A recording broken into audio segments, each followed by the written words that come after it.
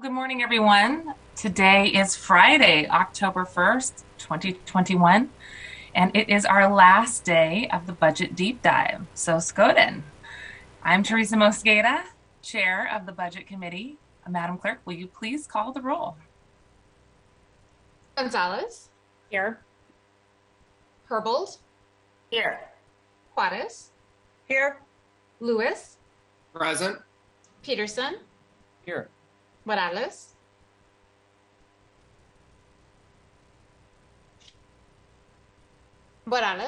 Here. Sawant, Present. Strauss, Present. and Chair Mosqueda. Present. 9 present. Excellent. Thank you very much, Madam Clerk. Colleagues, we have a long agenda in front of us again today. I want to thank you all for being present with us on our final day with 2 sessions to do the budget deep dive of the proposal that we received from the mayor on Monday of this week. We're going to start with a new item on our agenda that was requested at the request of council members to have members from the Office of Planning and Community Development present. I want to thank them for their quick work to be present for us so we could look at their budget details as well. We'll have the Seattle Department of Transportation and Seattle Parks and Recreation that will cover our first session, and in the afternoon we will have a presentation on the COVID response and recovery efforts, along with the HSD presentation from yesterday. That was item number 3. And that is everything related to Human Services Department that is not related to homelessness services. If there's no objection, today's agenda is adopted. Hearing no objection, today's agenda is adopted. And as a reminder, we will of course have a recess between 1 p.m. and 2 p.m. At this time, there are members of the public who have signed up for public comment, so I'm going to go into reading those individuals. We will read 3 names at a time. Please remember to state your name and note that you will have 2 minutes to speak. You will hear a 10-second chime when it is time to wrap up your comments. That is your indication to provide your last few thoughts before the microphone cuts off so that we can hear your final thoughts. When you're done speaking, please do disconnect and call back in on the listen-in line. When it's your time to speak, you'll hear you have been unmuted. That's your cue to hit *6 on your end of the phone. Again, hit *6. So that we can hear your line. That helps make sure that you're coming through loud and clear. And we look forward to hearing from you. Colleagues, we do have a hard stop on public comment today at 10 a.m. as always. And we have 13 people signed up to speak. So we will give folks the 2-minute allotment and we will aim to hear from everybody.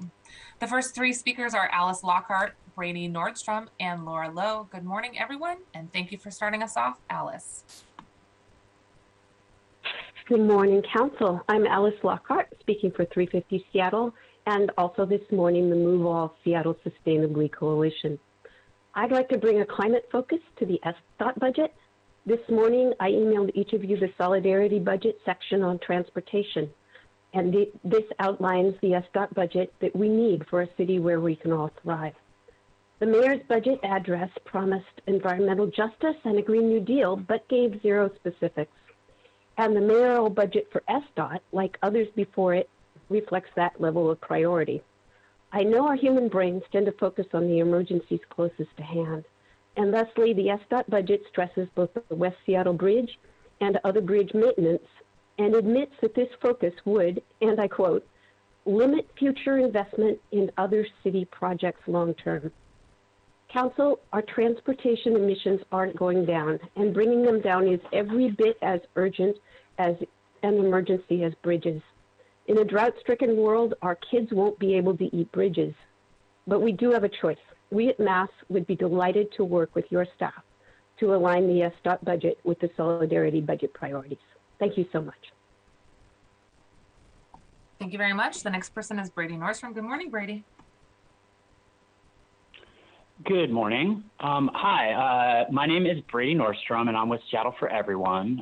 We are a broad coalition of nonprofit and private housing developers, affordable housing providers, labor and business groups, social justice advocates, environmentalists, urbanists, and neighbors. And we unite around the conviction that everyone, regardless of income level or background, should have access to a safe, stable, and affordable home. Seattle for Everyone strongly supports an increase to the OPCD funding for community outreach for the Major Comprehensive Plan update in 2024.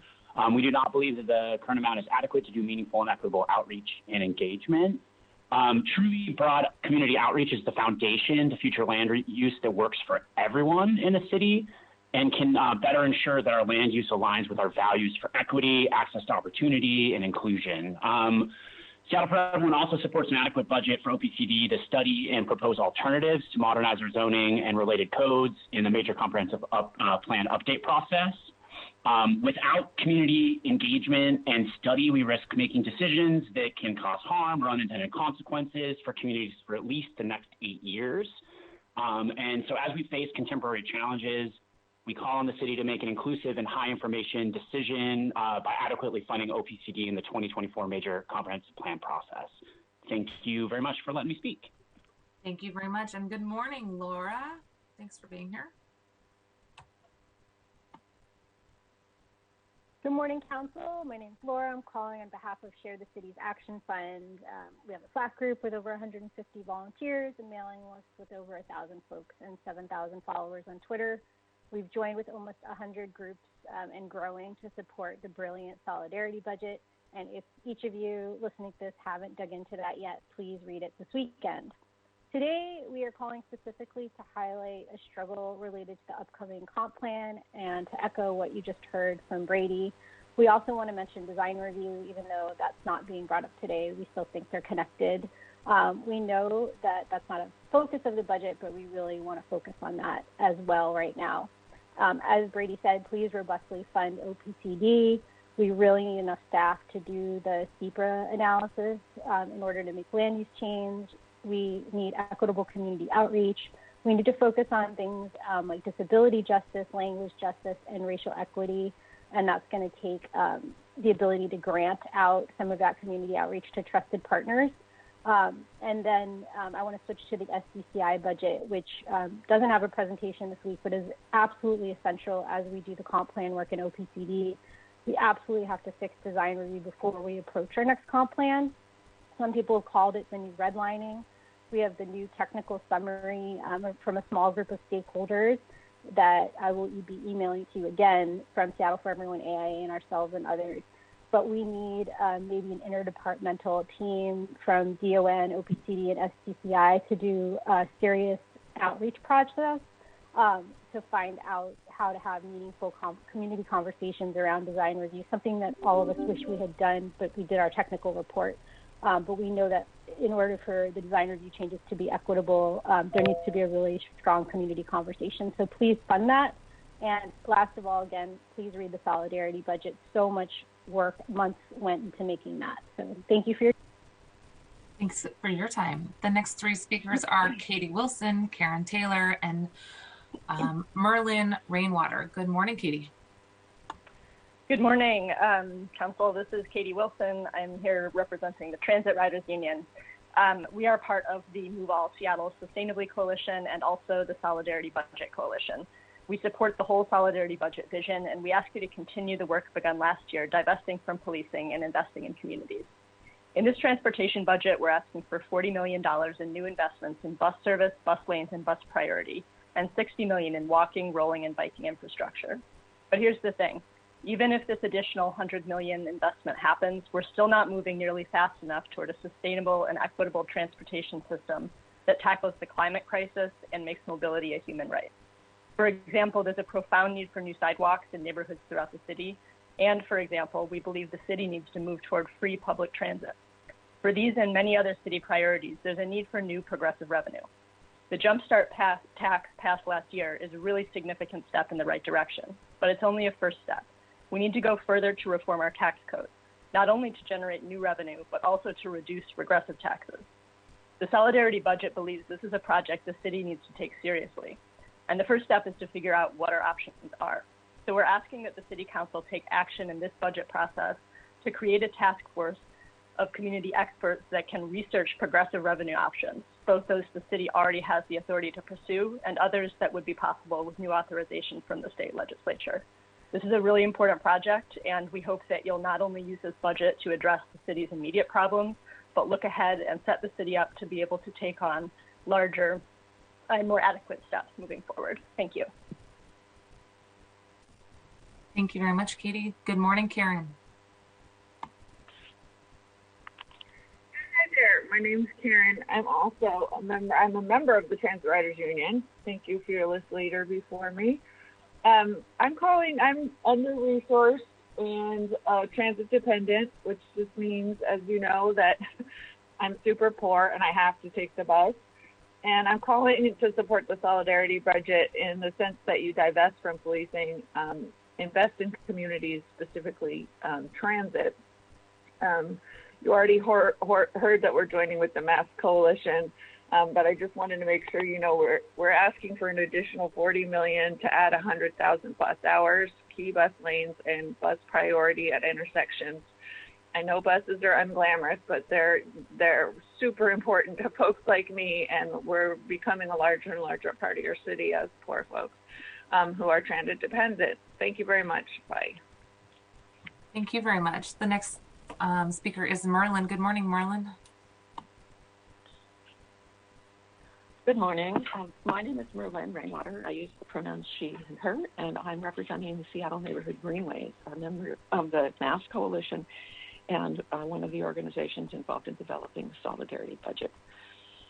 I am calling to urge you to please use the solidarity budget as a starting point in evaluating the mayor's 2020 budget.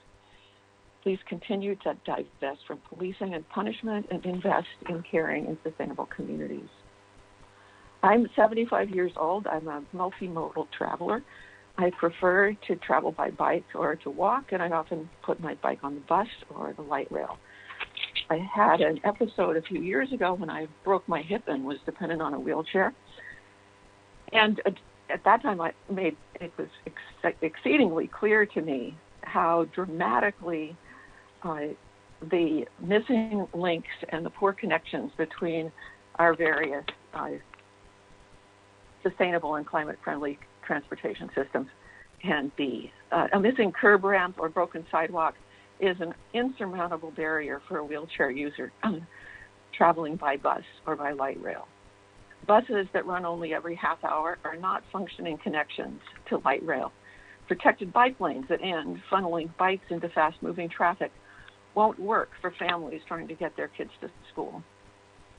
The mayor's budget does have some small positive increases. We're happy, for example, to see funding for the Transportation Equity Work Group.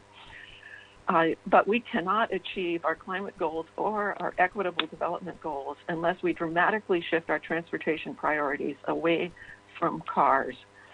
As others have mentioned, we're asking for an additional $100 million for equitable, climate-friendly infrastructure for people walking, biking, rolling, and using transit. Thank you.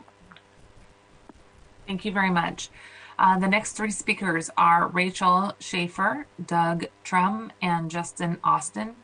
Rachel, it says you are listed as not present, so please dial in if you would like to speak. I'm going to move on to Doug. Good morning, Doug.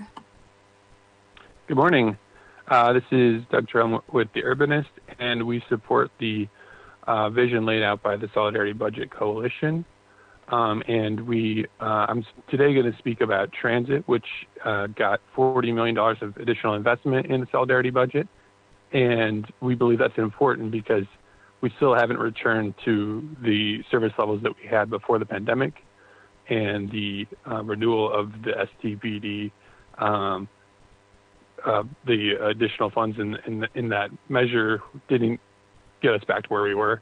And it was great that the council increased what the mayor proposed, but we're still behind on service, and that means working class folks have a harder time getting to work. And if we top that up, we can return to the transit growth that we were on a trend to before the pandemic, get people back in buses, and that will help our climate goals. And there was also money for more bus lanes, so buses are faster. The mayor's budget still doesn't get us out of the sort of rut we're in where we're not meeting our Move Seattle pledges, rapid rides delayed, and generally just not a vision for a multimodal city of the future. Still just kind of getting sucked into going along to get along, and the West Seattle Bridge taking up a huge chunk of SDOT's budget, making it look bigger than it otherwise is. So thank you for your thoughts, and we hope that the mayor's budget can be improved upon. Thanks for calling in today. Good morning, Justin. You are up next. Good morning, members of the council. My name is Jason Austin. I am a renter living in District 2, and I'm calling as a member of the Seattle Transit Riders Union. TRU is in support of the Solidarity Budget Coalition, and we support the entire Solidarity budget, including continued divestment from SPD and additional investments in health and safety programs that center BIPOC communities. This budget must move Seattle quickly towards a transportation system that is equitable and sustainable. That means more investments in public transit, bike lanes, and especially sidewalks. I've lived and worked most of my time in Seattle in the peripheries, the far north and the far south of the city. And I know this as a city that struggles to create spaces that are safe for people to walk around. Despite a decrease in traffic due to COVID, pedestrian-related vehicle accidents and deaths stayed flat and even increased from previous years. We can make a significant strides towards actually achieving the goals of Vision Zero by rapidly expanding the development of sidewalks, as well as adopting the Solidarity Budget's recommendation of rolling out block-the-box cameras to make crosswalks safer for pedestrians to walk and roll. Thank you so much for your time today. Thanks for calling in. And the last three speakers are Carla Cantor, Lauren Hill, and Addie Smith. Good morning, Carla. Sorry, excuse me, Clara. Apologies for the mispronunciation. Hello, can you hear me? Yes, thanks. Hi, thank you. My name is Clara Cantor, and I'm a organizer and a member of the Our Streets Work Group to get police out of enforcement. Personally, I'm someone who gets around by bike and I walk to transit, and after speaking as a member of the Coalition in the Solidarity Budget. Clara, I just wanted to let you know. Today. Clara, can you hear me? Yeah. You're getting a little bit cut off. I'm wondering if the connection might be bad or if it's on speaker. We can start your time again. Oh, is that better? Can you hear me now? Yeah, a little bit better. Thanks so much. Let's try your time again. Here we go. Thanks so much. Thank you. My name is Clara Cantor, and I'm a community organizer with Seattle Neighborhood Greenways and also a member of the Whose Streets, Our Streets work group to get police out of traffic enforcement. Personally, I'm also someone who gets around by bike and by walking to transit. And I'm here speaking this morning as a member of the Mass Coalition in support of the Solidarity Budget alongside a number of the other commenters this morning. So I'm here asking for Council to please support the Solidarity Budget as a starting point in evaluating the Mayor's proposed budget and continuing to divest from policing and invest in communities. And I also want to talk specifically about the transportation budget. The Solidarity Budget includes an additional $100 million investment in infrastructure for people walking, rolling, biking, and in transit. And that's reflective of what's possible with our current funding levels. That's not reflective of the current need within the city. Our city needs a massive investment in order to affect the change we need. 23 people have been killed while walking and biking on our streets so far this year, and we haven't even really hit the point of the year where we have higher numbers of tragedies like that because of the darkness in the winter. Many more have been seriously injured, had near misses, or changed the way that they choose to get where they need to go because of the fear of being hit by a car or being out on our streets. Our lack of safe places to walk and bike and cross the street most dramatically impacts disabled people, parents with strollers, elders, people living in low-income neighborhoods and communities of color. I know that when I'm walking around my neighborhood in the Rainier Valley, I'm walking with my kid on streets without sidewalks. I'm lifting my stroller up and down curbs without curb cuts and over major cracks and lifts in the sidewalk. And I'm someone who's strong enough to do that. There's a lot of people in wheelchairs that's not an option. And I see people wheeling down the side of the street in the gutter because they can't get up on the sidewalk or know that there's cracks there. Thank you so much, Clara.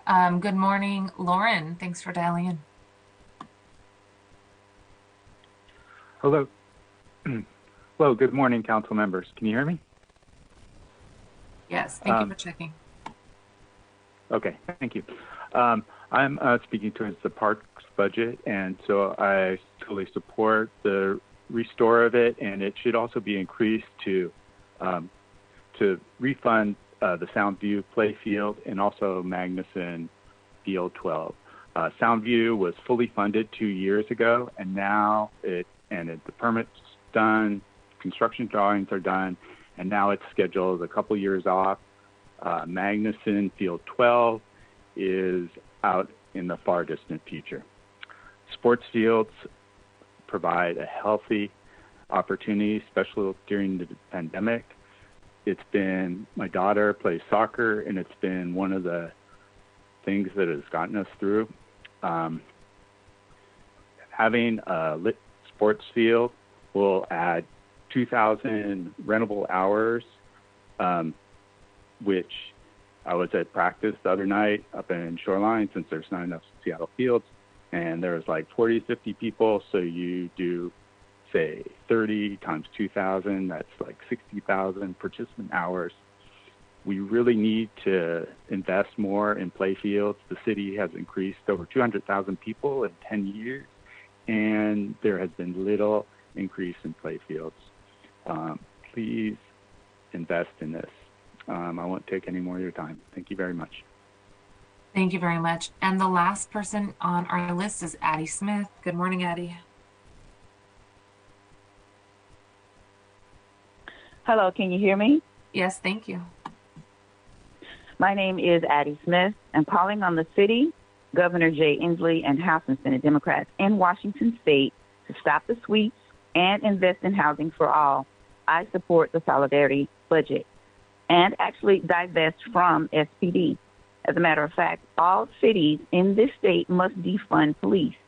Washington State would be #1 in hate crimes if police would actually write police reports. I want to also speak about Washington State Residential Landlord Tenant Law, RCW 59.18.130, paragraph 8. The House Democrats passed this law. It evicts predominantly black people from their apartments and housing for assaulting another person, resulting in arrest. There is no addition to this law that includes self-defense. Black women in Washington State are being attacked, stalked, harassed, and threatened by white people in this state. Specifically, police on Mercer Island are refusing to write police reports. When black women fear for their lives after multiple attacks and fight back, they are arrested.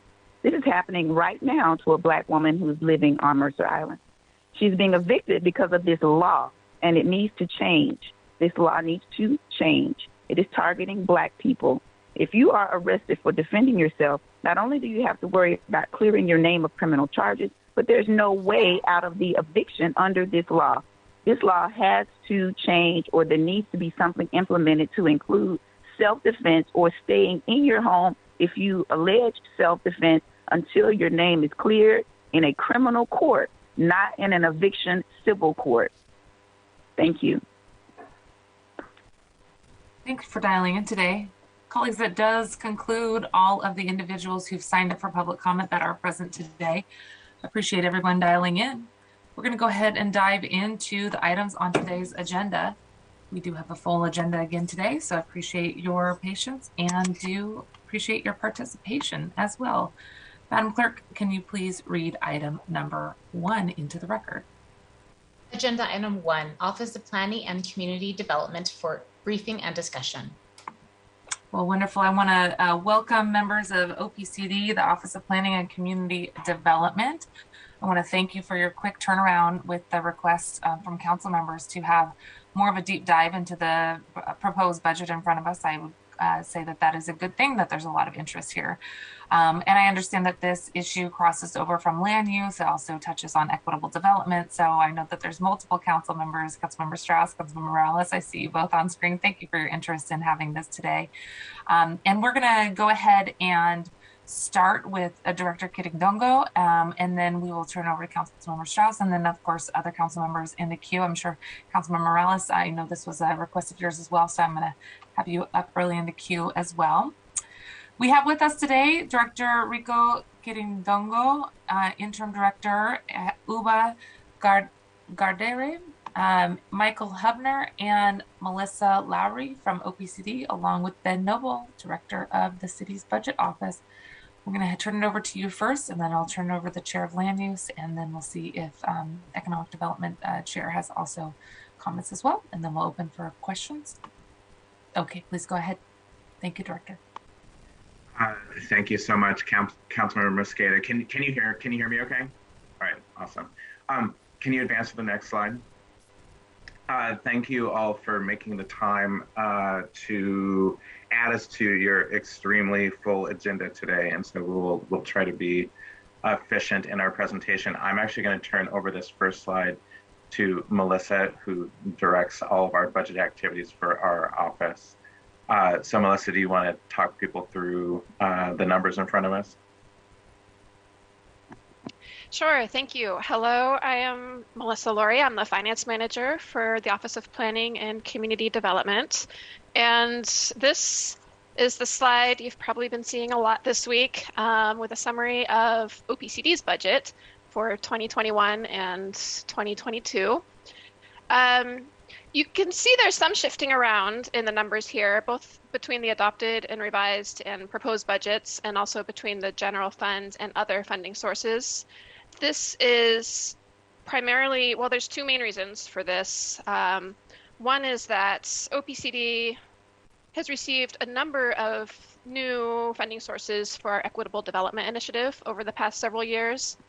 All of that funding has been awarded, not all of it has been spent. So that budget carries forward, and you see it show up. You see the unspent budget from the previous year show up in the revised budget. So that's the jump between 2021 adopted and 2021 revised. You'll also see a difference between general fund and other fund allocations, which was partially due to shifting revenue projections for short-term rental tax in 2020 and 2021. And in 2022, there was the addition of the new payroll tax revenue, so there's an increase there as well. And finally, you can see that our 2022 proposed budget includes the addition of 4.5 FTEs, and we'll discuss those in the coming slides as we go into our highlights and changes to the proposed budget. Next slide. So I would turn over to Uba to talk about our Equitable Development Initiative. Thank you, Rico. Good morning, council members. I'm here to talk about the EDI proposed budget, which maintains the $5 million of the short-term rental, maintains the $430,000 of the community development block grant, and also adds $14.3 million of the Jumpstart funding. Also, this includes 3 new positions, grants and contract specialists, and 2 new project managers. As you all know, EDI is currently staff is project managing about 46 projects, including 21 new projects selected during the 2021 RFP cycle. We also anticipate this assignment to support the management of 11 new strategic investment fund contracts for land acquisition. The grants and contracts manager supports the added staff to administer the grant processes and the contracts for both the EDI and strategic investment fund, including compliance. The 2 new planning and community development senior positions for EDI will both take on new EDI and CIF funded projects that and absorb projects from other managers who are currently over capacity. We also have doubled, like I said, the number of total contracts from 2021 as the results of the 2020 the EDI and CIF round, sorry. And then also we are anticipating to see more and larger contracts in 2022 as a result of the additional Jumpstart funding. So that's why OPCD and EDI is asking for those 3 new positions. I also want to add is this is something what we have discussed with our advisory board, who's open to and making sure that the sustainability of the program works, and open to like the percentage of admin going towards project management. And I will leave it at that. Thank you, Uba. For items 2 and 3, I would like to have Michael Hubner speak to those. Good morning, council members. Can you hear me? We can hear you, Michael. Excellent. Thank you, Rico. Michael Hubner, Long Range Planning Manager in OPCD. So I'm first going to speak to the Comprehensive Plan Major Update. The update is being funded in 3 phases, beginning actually this year with a budget for 2021. The second phase, which is the topic for today, will include the bulk of the environmental impact statement, the SEPA analysis, and outreach and engagement work, and will be funded at a $350,000 level in 2022. This includes a $220,000 increase in the proposed budget, plus, which is on top of the $130,000 base that's already in our baseline budget for 2021. The important thing to consider with respect to the project is that the total project budget over the full 3 years, including anticipated 2023 funds, is $425,000 for the EIS and $150,000 for community engagement. The OPCD is currently preparing to launch the update this fall. We're coordinating closely with other departments, most notably the Department of Neighborhoods, and with SDOT, particularly on analysis and data, transportation planning and policy, and community engagement. We intend to use the funding for the community engagement consistent with an approach which we recently presented to the Land Use and Neighborhoods Committee that focuses our resources on reaching out to and partnering with BIPOC and other marginalized communities, and that supports a racial equity toolkit. With respect to the EIS, we expect this comprehensive plan process to address the first major update of the city's urban village strategy since it was adopted in 1994. With that in mind, and for this EIS, we anticipate studying a wider range of alternatives for where and how the city grows over the next several decades, including alternatives that are informed by a recently completed racial equity analysis of our current Seattle 2035 plan. I'm going to turn to the Regional Growth Center sub-area planning, which is related to the comprehensive plan, as I'll explain. The 2022 proposed budget includes $150,000 to initiate work on Regional Growth Center sub-area planning. And this is another important element of what we're doing in long-range planning at OPCD over the next several years. There are 6 regionally designated regional growth centers in the city. These are designated by the Puget Sound Regional Council. They include downtown, uptown, South Lake Union, the University District, and Northgate. And these are places the region has agreed should play a major role in planning for future growth. And the designation is specifically tied to access to regional transportation funding programs. Sub-area plans, which would likely be adopted as components of the comprehensive plan, address our diverse growth needs and policies, including land use, infrastructure, housing, and other areas of policy development and strategic implementation. And the intent here is to support long-range and equitable recovery and vitality for these important places in our city. Why are we taking this on now? The regional policy adopted by PSRC in the last several years establishes a requirement that cities have updated sub-area plans in place for their centers by 2025. We've been working closely with PSRC staff, which will review and certify the adopted plans to identify that there is a significant body of work that's needed for the city of Seattle. But just as important, this work will bring our neighborhood plans for the centers, most of which are a couple of decades old, current and relevant to the challenges ahead. Rico, do you want to add anything on either the comprehensive plan or sub-area planning? I would. Thank you, Michael. So a couple other things I would note.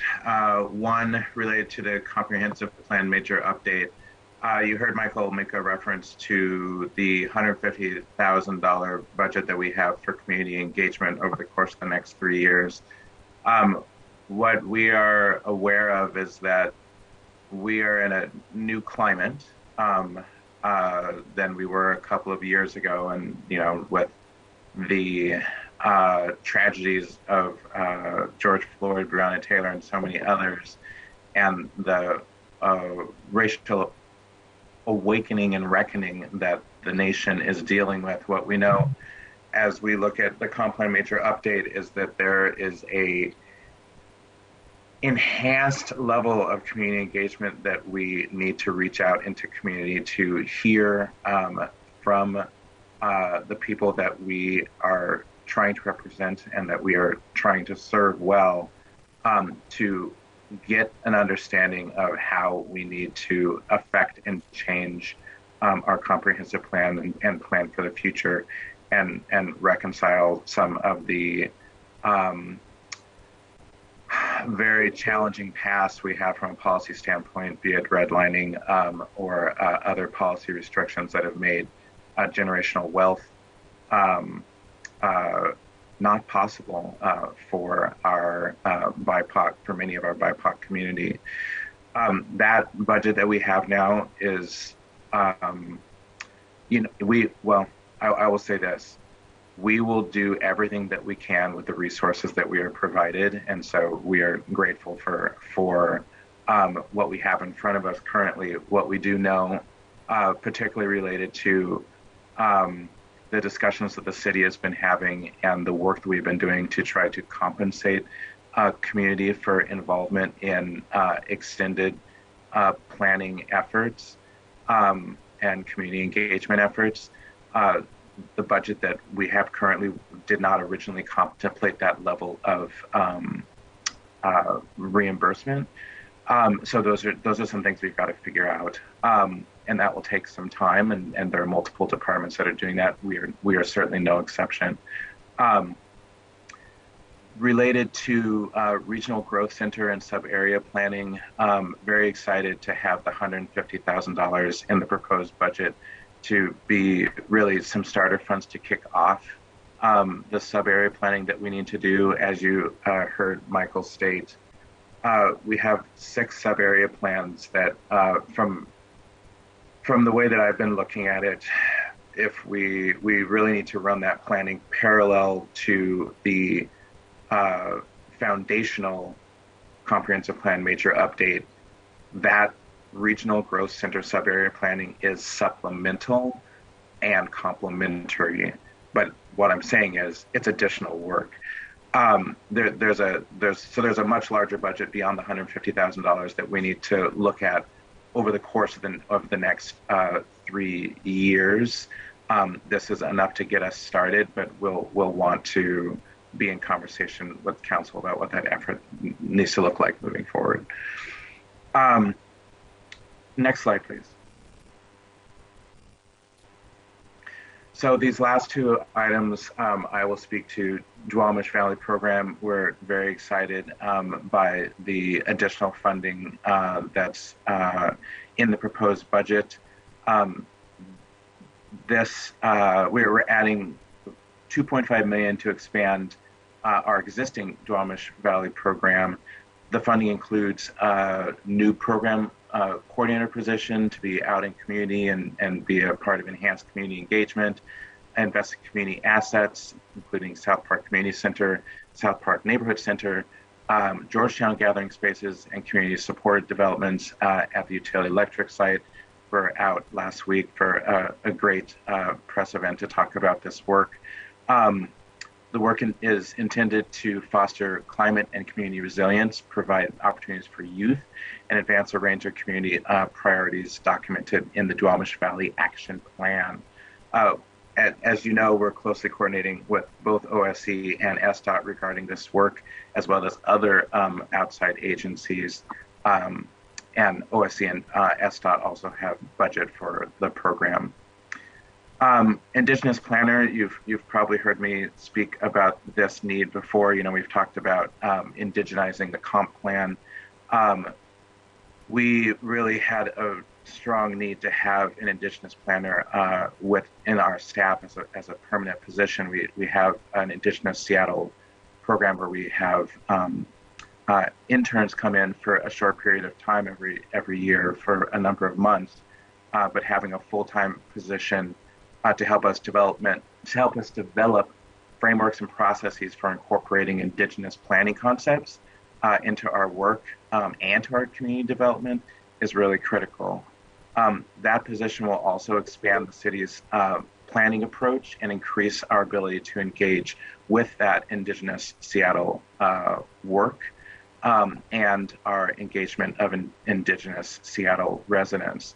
The intent is to enable the city to transform or transition from the erasure of a Native American culture and experiences to instead a process where Indigenous methodologies are incorporated and implemented in our work. Next slide.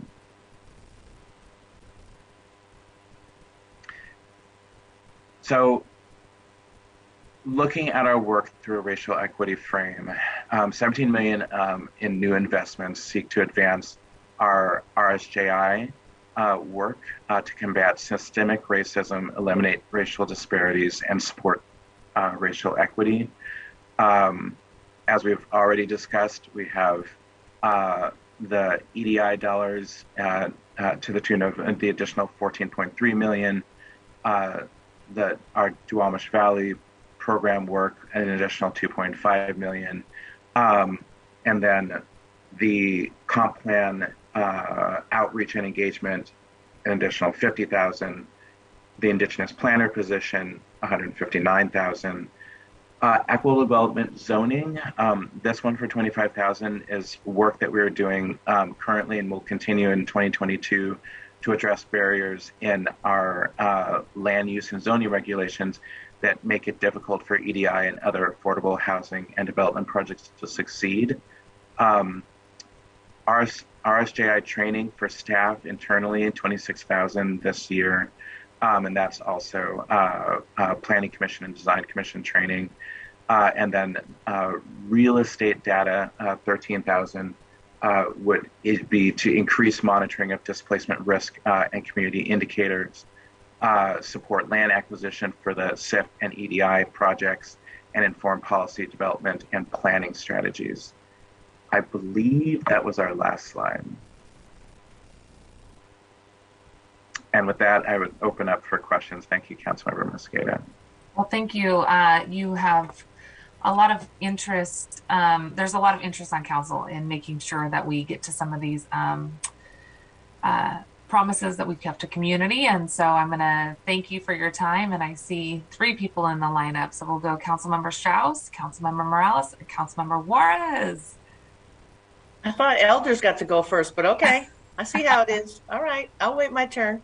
Thank you for the gracious. graciousness. And Councilmember Herbal, I see you as well. Thank you. Councilmember Strauss, please go ahead. Thank you for the graciousness, Councilmember Juarez. And Patty, could you put the slides back up, because my questions are connected to the slideshow. Councilmember Strauss, if you had any comments you'd like to say, you're more than welcome to, as well as Chair of Land Use. Yes, it's been an absolute pleasure to get to work with Director Kieran Dongo, Uba, and Michael. You all do amazing work. I just want to make sure that we are allocating the appropriate resources that you need to be successful with your work, especially as the major update is coming. So starting on slide 2, I just want to confirm that this $14.3 million for EDI is all additive from Jumpstart, and that amount is in line with the spending priorities outlined by Council for Jumpstart revenues, or has there been a change made? And Ben, feel free to... I think that maybe better for me to confirm. So again, this should say payroll tax, not general fund, just to be clear. And that is applying the formula that was in the legislation. This is the funding target for 2022 under that Jumpstart ordinance for EDI. But and it's described, it's not the only funding that goes to EDI. But in terms of the specific question, yes. To answer that specific question, the answer was yes? Yes. Great. Glad to hear that the amount is in line with the spending priorities we outlined earlier, and that it is additive. Thank you, Dr. Noble. Staying on this slide for a minute, based on your OPCD's presentation to the Land Use and Neighborhoods Committee last week, I believe you anticipated allocating $150,000 towards comprehensive plan outreach and engagement over 3 years. That would leave $200,000 for the work on the environmental impact statement. Do I recall this correctly, or has there been a change since last week's meeting? There has not been a change since the last time we reviewed the numbers. Okay. And if I may, a point of clarification there, over the full 3 years for the project, it's $150,000 for community engagement and $425,000 total for the EIS. for the 3 years for the project. Oh, Okay, so is that where the budget also indicates an additional funding of $575,000 for the 2023 budget? And if not, would you like to elaborate on that number?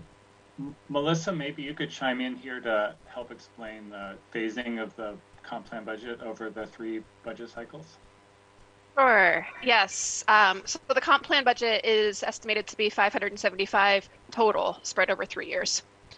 So we had 130,000 in 2021 this year. We'll have 350,000 in 2022, and the final 95,000 will be 2023. And that all adds up to the 575 for the comp plan overall major update. Okay, that's helpful clarification. I may follow up offline with more questions. Staying on this slide, I know that in previous major update cycles, OPCD received a higher amount of funding. Is $150,000 over 3 years sufficient for the robust outreach and engagement process, similar to the comprehensive plan outreach? Or what would fully funding that project look like? And if you are not at liberty to answer, I'm happy to take the answer from Dr. Noble. So I will take a pass, and Ben, if you have additional comments that you'd like to make, please. So my perspective, I believe that as we look at engagement of both community liaisons and community organizations that we will engage, that we will do everything that we can with the limited budget that we have.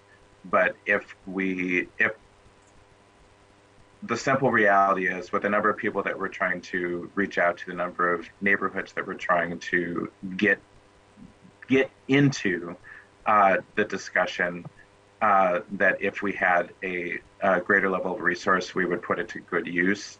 And we have a draft outline that Michael has put together regarding how we would allocate that $150,000 over the 3 years. We certainly have the ability to identify where there are I don't know how else to characterize it, where there are some gaps. We've actually been doing a robust coordination with SDOT related to the Seattle Transportation Plan, and the 1.5 that they have for a similar time period for community engagement, to figure out kind of where we align our efforts, where we plug in, where we can share some resource. But that's also allowed us to identify where there are some gaps that we could fill. Well, it sounds like at least $150,000 would be a start for this year, and I'll be continuing to watch this process to make sure that we have the appropriate amount of funding for the outreach that's required for such a large, as the major updates only happen out of cycle, once every 4 years at minimum. And if I might, I think that was exactly the perspective of the mayor and the executive in bringing the proposal forward in the forum, that recognize we are financially constrained at the moment. We are in a recovery mode.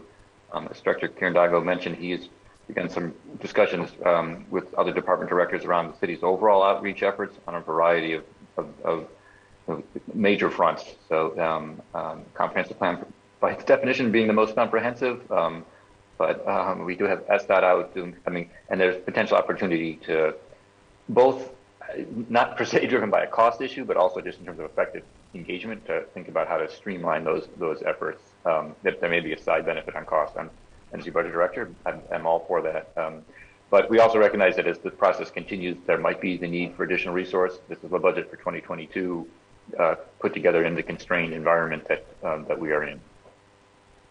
Excellent. Well, let's stay connected on this. And I know that in the past, the council has adopted provisos aimed at ensuring alternatives to our current growth strategy are considered in these updates. Do you have sufficient funding at this time for a comprehensive plan EIS that will allow the city to consider appropriate or just appropriate changes to zoning, in particular single family, soon to be neighborhood residential areas? I want to have you address Councilmember Strauss's question there, because I think there's an important piece that we need to raise. Before we do that, I would also say regarding the community engagement dollars, I had mentioned this before, but as Ben had just mentioned, we are looking at an equitable communities framework and how across multiple departments we can maximize resource and how we engage community. I think part of that discussion that I'm interested in continuing in 2022 is to what extent can we potentially establish some standard framework that we share related to how we compensate community in our community engagement processes.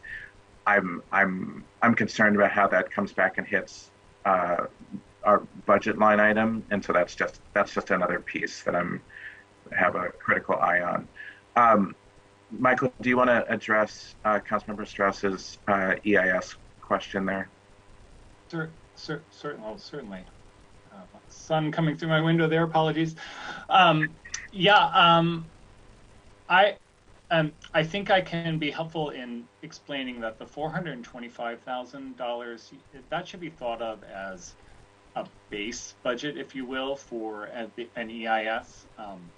For a point of comparison, the EIS for the last comprehensive plan update the full cost was a bit more than that, around $500,000. Of course, that was a number of years ago, 2014, 2015 timeframe. What our approach to this is, we're going to go into this and procure consultant support this year. We're going to work within the budget that we have. Through that process, and as we consider multiple needs and the desire to get the most bang for our buck from this environmental analysis process, and what I mean by that is we are looking at a wide range of alternatives. That includes looking at potential roles going forward, or new roles for urban centers and villages, for station areas, which we're planning around light rail, for potentially new areas of the city, and complete and equitable 15-minute neighborhoods, and looking at broadly at new roles for single family or neighborhood residential areas across the city. That's a lot to analyze. We also know that there'll be a lot of attention around climate impacts and equity and displacement impacts. Those are additional analytical pieces in the work. And we also know that there may be significant code development to implement the plan when we get to the finish line. So all of those pieces may indeed, and we anticipate there will be some cost implications of those. So think the 425 is a base, and there may indeed be cost drivers to fully address all of those other factors and policy issues going forward. And we certainly can get back to you to let you know what that looks like. Okay, that's helpful. And then the last question on this slide, I see your budget includes new funding for growth centers planning. I'm not sure that we've had robust discussion on this project. Can you elaborate what this project is, and maybe take a sub bullet for me to understand if there's sufficient funding to do what you want to do? So I will start off, and Michael, you can weigh in. So if you look at our kind of urban village map, we have six sub areas that the Puget Sound Regional Council in 2018 adopted a requirement where City of Seattle now needs to create a plan around each of those sub areas that then gets tied back to transportation dollars that the city receives. The timeline for completion of those six, and Michael, you can correct me if I'm wrong here, is not it's not explicitly aligned with comprehensive major plan update. However, when we look at the requirements for the sub area planning and the requirements for the comp plan major update, there are some overlaps and efficiencies there. Overlaps and efficiencies which will also be achieved by running that work parallel to the Seattle Transportation Plan work. And so our hope, well, first, there's a need, and there's a need that wasn't contemplated, that hasn't been contemplated in previous City of Seattle budgeting. So it's a new cost. I think that Councilmember Strauss, to the extent that your committee has an interest in seeing it, I think that there is a larger 3-year plan that we could talk about that, in my mind, looked at, investing in 2 sub-area plans a year. What's the level of cost related to that? The $150,000 is really just a smaller dollar amount that actually allows us to bring a consultant on board to begin fleshing out that plan for the 6 sub-area plans. So there is a substantial amount of work to do there that's supplemental to the base comp plan major update work. Okay. Michael, is there anything that you want to add to that? Yeah, perhaps this just puts a fine point on it, but I think of this as really there's a city-driven need and externally a regional responsibility piece to this as to why we're taking this on now. As Rico was explaining, there is a regional expectation. I know that Councilmember Strauss, you sit on the Growth Management Policy Board, and other at the PSRC, and other council members have been engaged in the PSRC process. And the regional centers framework, which was the original policy change in 2018 that set this expectation and a time frame for doing very specific and place-based planning around those regional growth centers, the 6 of which I listed in my earlier comments, was established then. It was further codified when Vision 2050 was adopted.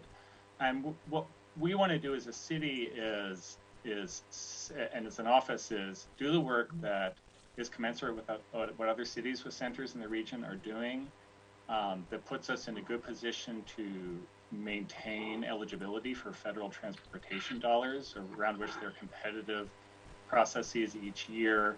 In 2025, the Regional Council is going to be reviewing all of the centers and the plans and certifying those plans as updated plans. And if the city were not to have those plans at that point in time, it could put some of that funding accessibility at risk. But internally, we also know, looking at the comprehensive plan, the neighborhood plans, we have neighborhood planning policies in the comp plan for downtown, for U District, Northgate, the others that are regional growth centers, and our manufacturing industrial centers as well. We have policies in the plan right now, but they're really old, and they are truly not very meaningful at this point in time and looking forward. So this is really a need that the city has as well, to have fresh eyes, fresh work with the community around those center-specific policies and strategies to accommodate the growth we know is coming, a lot of which is going to be concentrated in those centers. So that's the work we have before us. It's going to require staffing, which we're trying to step up within our limited staffing, as well as budget for consultant support. Thank you. That's quite helpful, and please let me know how I can be of assistance as we move forward. And I know that these are longer range plans than this budget, which is just for the next year. Patty, if you could advance to slide 3, just noting, not a question, more of a comment, that my staff and I have met a couple times with a group of Duwamish Valley and Georgetown residents advocating for more resources for the Duwamish Valley Action Plan, and specifically for the green wall type projects in the area. Just making a note that calling out my appreciation that this is included in the mayor's budget. So thank you, Director Noble, and thank you, Director Kirandongo.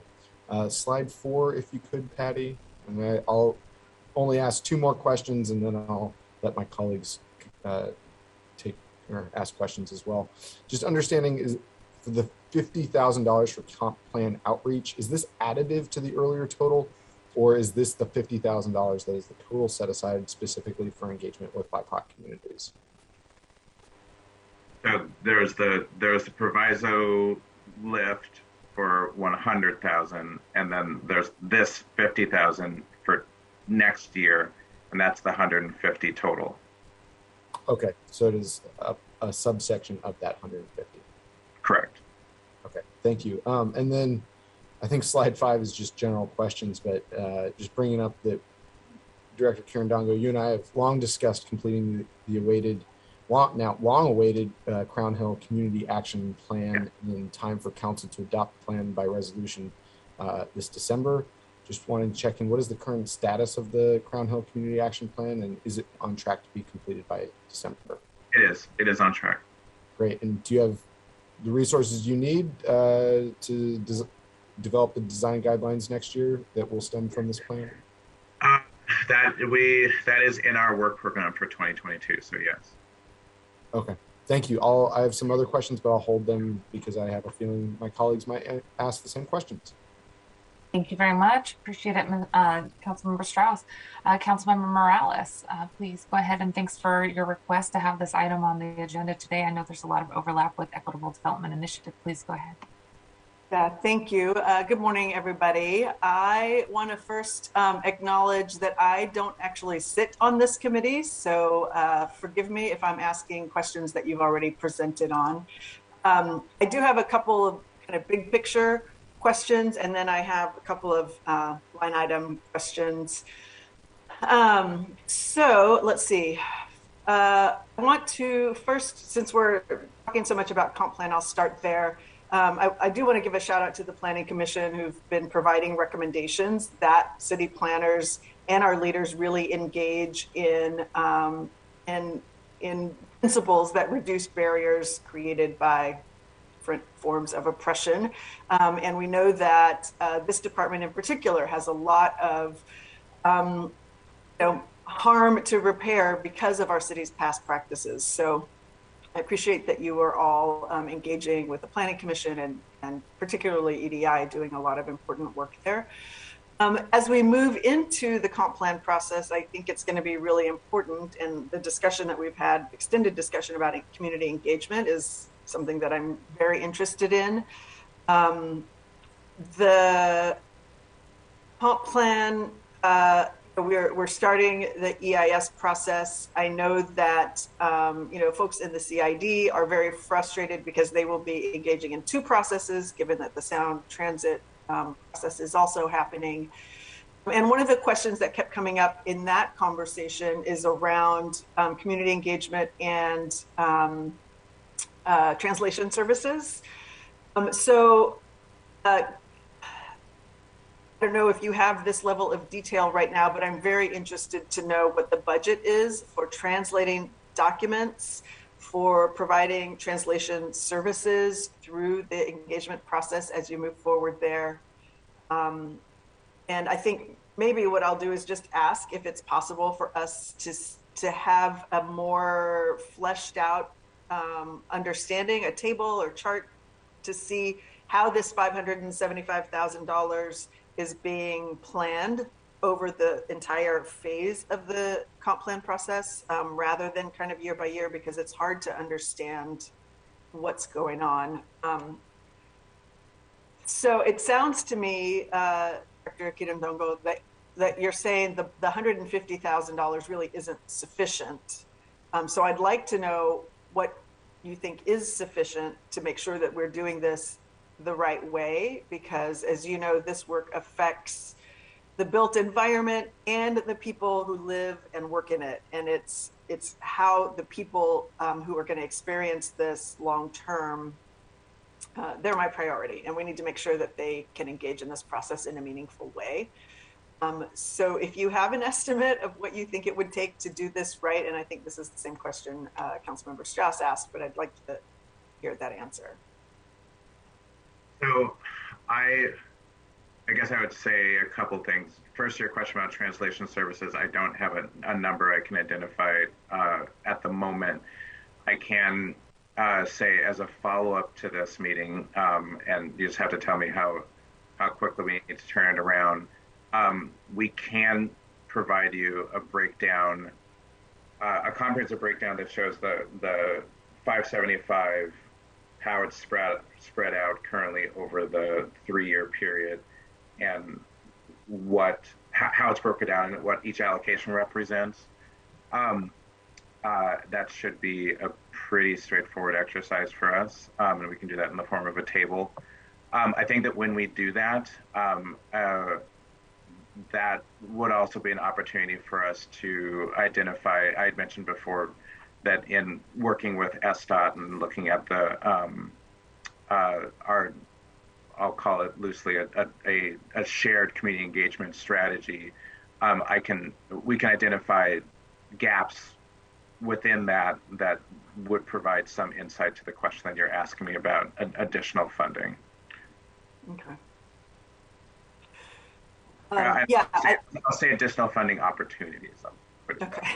I mean, I understand this is, if we're talking about authentic community engagement, that takes money. People need childcare, they need food if they're coming to evening meetings, they need translation services if they live in certain, if they come from certain communities, they should be compensated for their time and expertise that they're contributing to our decision-making process. So I totally get that it is an expensive proposition. And when we're talking about things that are going to impact the way neighborhoods look for generations to come, it's an investment that we need to be willing to make. So I don't think you need to be afraid of telling us how much it's going to cost. I think we need to be prepared for that figure and then figure out how we're going to do it.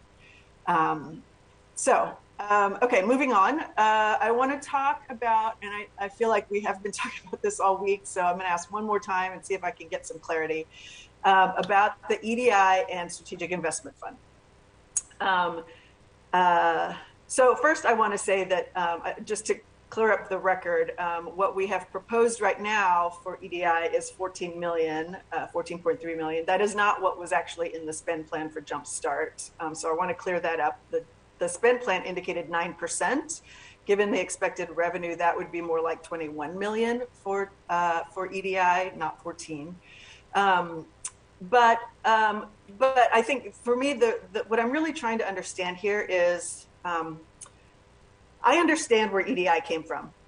That's a process. I was part of that process when I was participating in South Core, when communities developed that idea, vetted it over time, proposed it to council.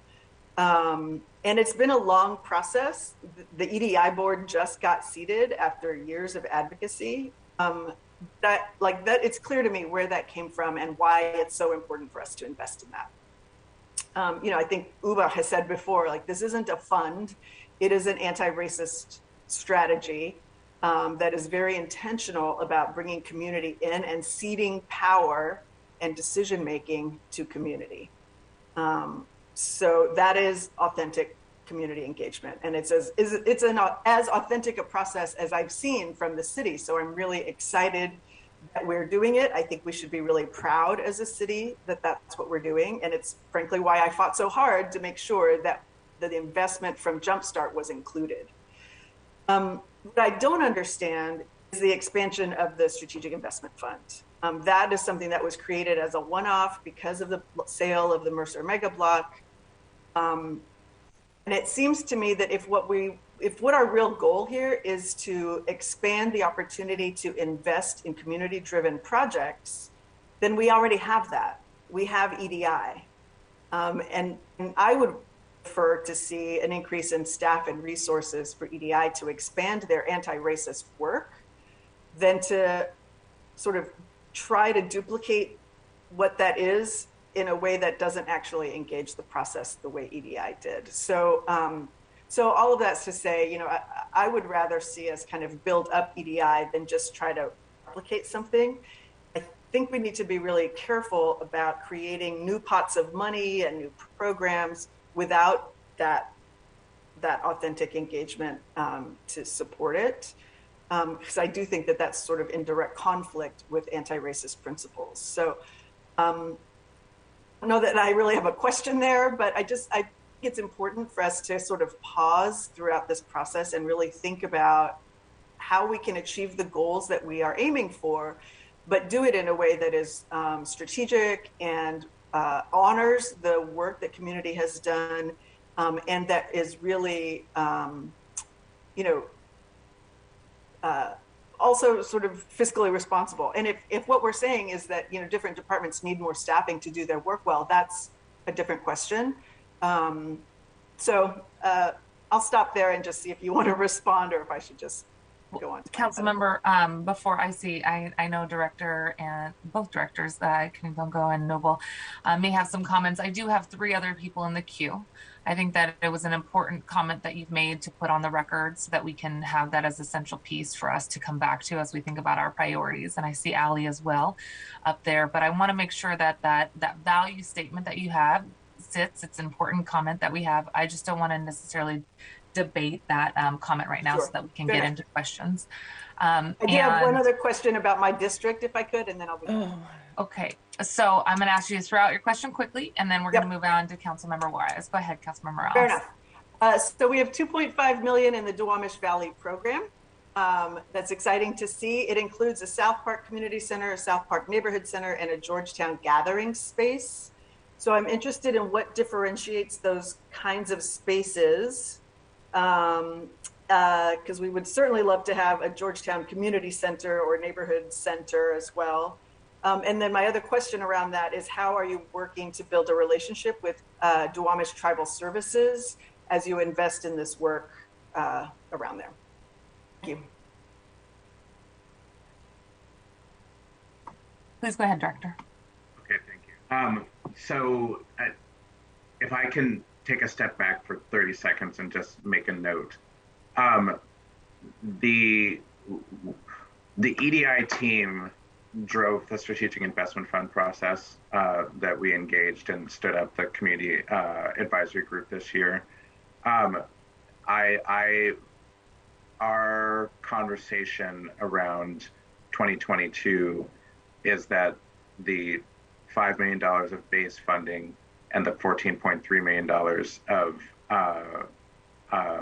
payroll tax jumpstart funding, that we're treating that as one bucket and one effort with one team. So hopefully that addresses that concern. Ben, I don't know if you have anything to add. Let me say a little more, because I think I'm hoping to clarify, because I may have been a source of confusion. We agree on the executive side. We're not proposing to continue the strategic investment fund as its own standalone thing. It was a one-time allocation of resource. What we're saying is that there is $30 million total, half of which, slightly less, 14.3, is going to EDI. That is the right thing. That, why have 2 separate processes? They cover largely the same space. I'm not saying it's identical, but certainly think that the staff can work to craft an approach that captures the principles of both, to the extent that they are different. So that is the idea. Is essentially that the council's perspective, I'm increasing the EDI ongoing allocation is consistent with the ideas that were underlying the one-time strategic investment fund. So it's really, in some ways, it's a labeling thing. Okay. Do you have an answer to that second question? Sure. So, Councilmember Morales, I appreciate your question around in Duwamish Valley investments. I would actually love to have a more expansive discussion and to bring David Goldberg and Alberto into that, just to talk about the program overall and our plans for next year. Lauren Flemister, my deputy director, and I actually were part of a University of Washington studio with Duwamish Tribal Services earlier this year to talk about their needs and planning efforts. The short version is there's a lot there to talk about, which I'm actually super excited about. We just actually had a little planning session yesterday. So I think that we could put together some materials to talk about it, to line up the conversations that we've all been having and kind of take a look at the opportunities that we have with the dollars that are in play, and then kind of come at this through one strategic lens, if that makes any sense. So I'm totally 100% on board there. All right, thank you very much, Councilmember Morales. We are going to go to Councilmember Juarez Herbold, then Gonzalez. Councilmember Juarez, thank you for your patience. Thank you. I was just going to make a few comments, but Councilmember Morales did make a point that I was going to underscore. First of all, Director, thank you for, I just want to share that OPCD was the first city department to use the indigenize and decolonization language ever in the history of this city, which has never happened. And you know that Sam Asafa left a great legacy, and having you move that forward is really, really important. The city of Seattle traditionally just would have some, I shouldn't say some, an indigenous and native person in the executive, never on the legislative side. So having the indigenous planner is going to work phenomenally well and dovetail with the Indigenous Advisory Council that this council passed, and now we're in the middle of passing the ordinance for that staffer to be in Department of Neighborhoods. So the question that Councilmember Morales asked, all of those three individuals are going to work together. And it's finally, we're being holistic about baking in indigenous knowledge, the decolonization piece, government to government relations, strengthening our relationships with local tribes, national tribes, and urban Indian organizations. We take that out of just the one person that gets, dropped into the executive or on the legislative. So that is a wonderful, wonderful legacy to continue, and for us, for the city council to be proud of. And I just want to say that also Sam, as you know, was the first city director to have a 4-part series about Indigenous and the history of Seattle with historians, scholars, lawyers, policy people, some phenomenal intellectuals nationally and from BC, and imparted all that knowledge to bake into OPCD. No other city has done that. And so I want to thank you for the legacy that you're continuing. And again, when I was making a joke about elders go first, yeah, that's where we got to start indigenizing. So I just won't put that out there. And as we said, and I've shared with this before, and I'll leave it at this, what our Uncle Billy Frank taught us, and we're also learning, is that, you do lead to leave. And when you do leave, you leave a legacy. And that should be our goal and our role. So I'm really glad you're working with Duwamish and all the other tribes and Native American organizations, because I think we've come a long way. And I just wanted to leave it at that. So thank you. And I might apply for that job. I don't know. I'm just thinking about it. Thank you, Councilmember. Okay, Councilmember Herbold. Thank you very much. As I'm sure is anticipated by our friends at OPCD, I do have some questions about the Duwamish Valley program funding. I'm really excited about the investments that are being proposed to make a reality in a more expedited fashion the Duwamish Valley Action Plan goals. Just some questions that I've been asking around the funds associated with the Unity Electric site. One, is the intention for those funds to be operation or capital dollars? And one of the reasons why I'm asking is just recently that council authorized the purchase of the parcel for $3.9 million, but with only $1 million in hand, with the understanding that potentially we could get full funding from the Conservation Futures funding in King County, but they've made that clear that that money would only be available after community conversations, which have not, I think, happened to the extent that they need to happen. And so it appears that the $1 million may be coming from either parks or EDI. Just wondering, is the intention of part of this $2.3 million to be to cover the remaining gap in funding? That's one question. The other question is, what is the time for the community conversations?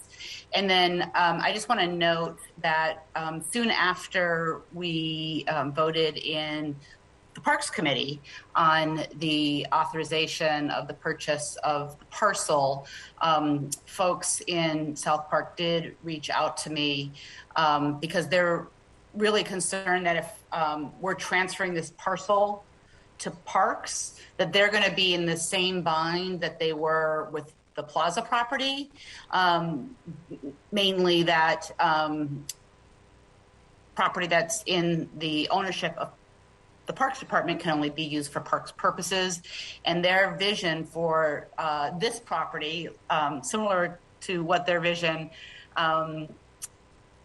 was with the Plaza property, their vision with this property is broader than just a park's use. And so they've described it as a multi-purpose building, a one-stop cultural anchor where local families can access opportunities and resources, open space for gatherings and pop-ups, multi-generational space for learning, retail, affordable childcare, and low-income housing units. And I know there's another housing project, but this particular sentence that I just read is a goal for the acquisition of the Unity property. So maybe I should be bringing this to asking Parks this question, which I have done and I can do again. But I know that being planners, the shop at EDI and OPCD kind of have the big picture planning goals for these projects in mind, and I'm guessing that they have some insight for me that I can share with the community. Thank you. So, Councilmember Verbal, thank you for your questions, and I'm going to give you a pretty broad answer right now, but I also would say that, like, if there was an opportunity to schedule some time and for you and I to be able to sit down with David Goldberg and talk about the breakdown of the dollars, because I can't directly answer your question about the breakdown of the 2.5 today. There's a spreadsheet which is a bunch of different project opportunities and activities with community. I can tell you that I was down at the Duwamish River Community Hub a week ago yesterday, meeting with community, Port of Seattle, and there were a few of us from the city there talking about a whole range of issues, including that whole list that you just went through about opportunities. And the other thing I can say is that, yes, bringing the question about the Unity Electric acquisition to Parks is good in terms of kind of closing the loop.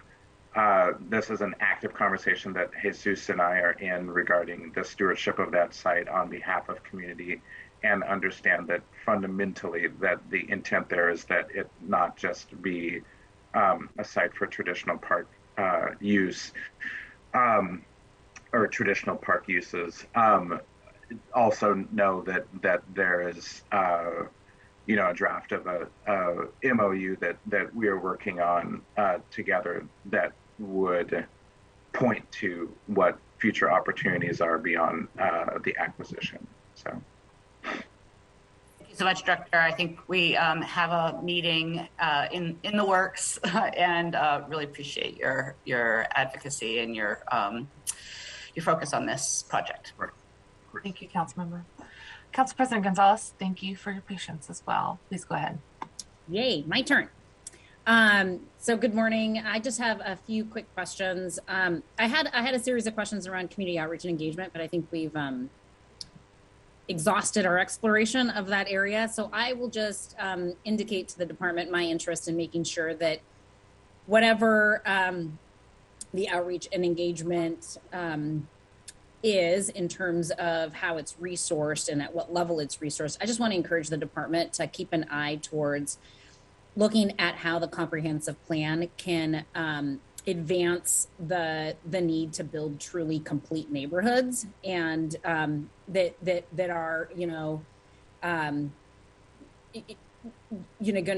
to be those efforts are going to be really important to making sure that we are able to eradicate some of the barriers, particularly to entry and producing more equity throughout our city. So just wanted to punctuate that conversation with my interest in making sure that our outreach and engagement is really focused at sort of the outcome of how do we facilitate the vision around really building complete neighborhoods throughout the city. On the tone of complete neighborhoods, I believe that a complete neighborhood, that neighborhoods will remain incomplete so long as we don't center the ability to create and enhance our childcare infrastructure throughout the city.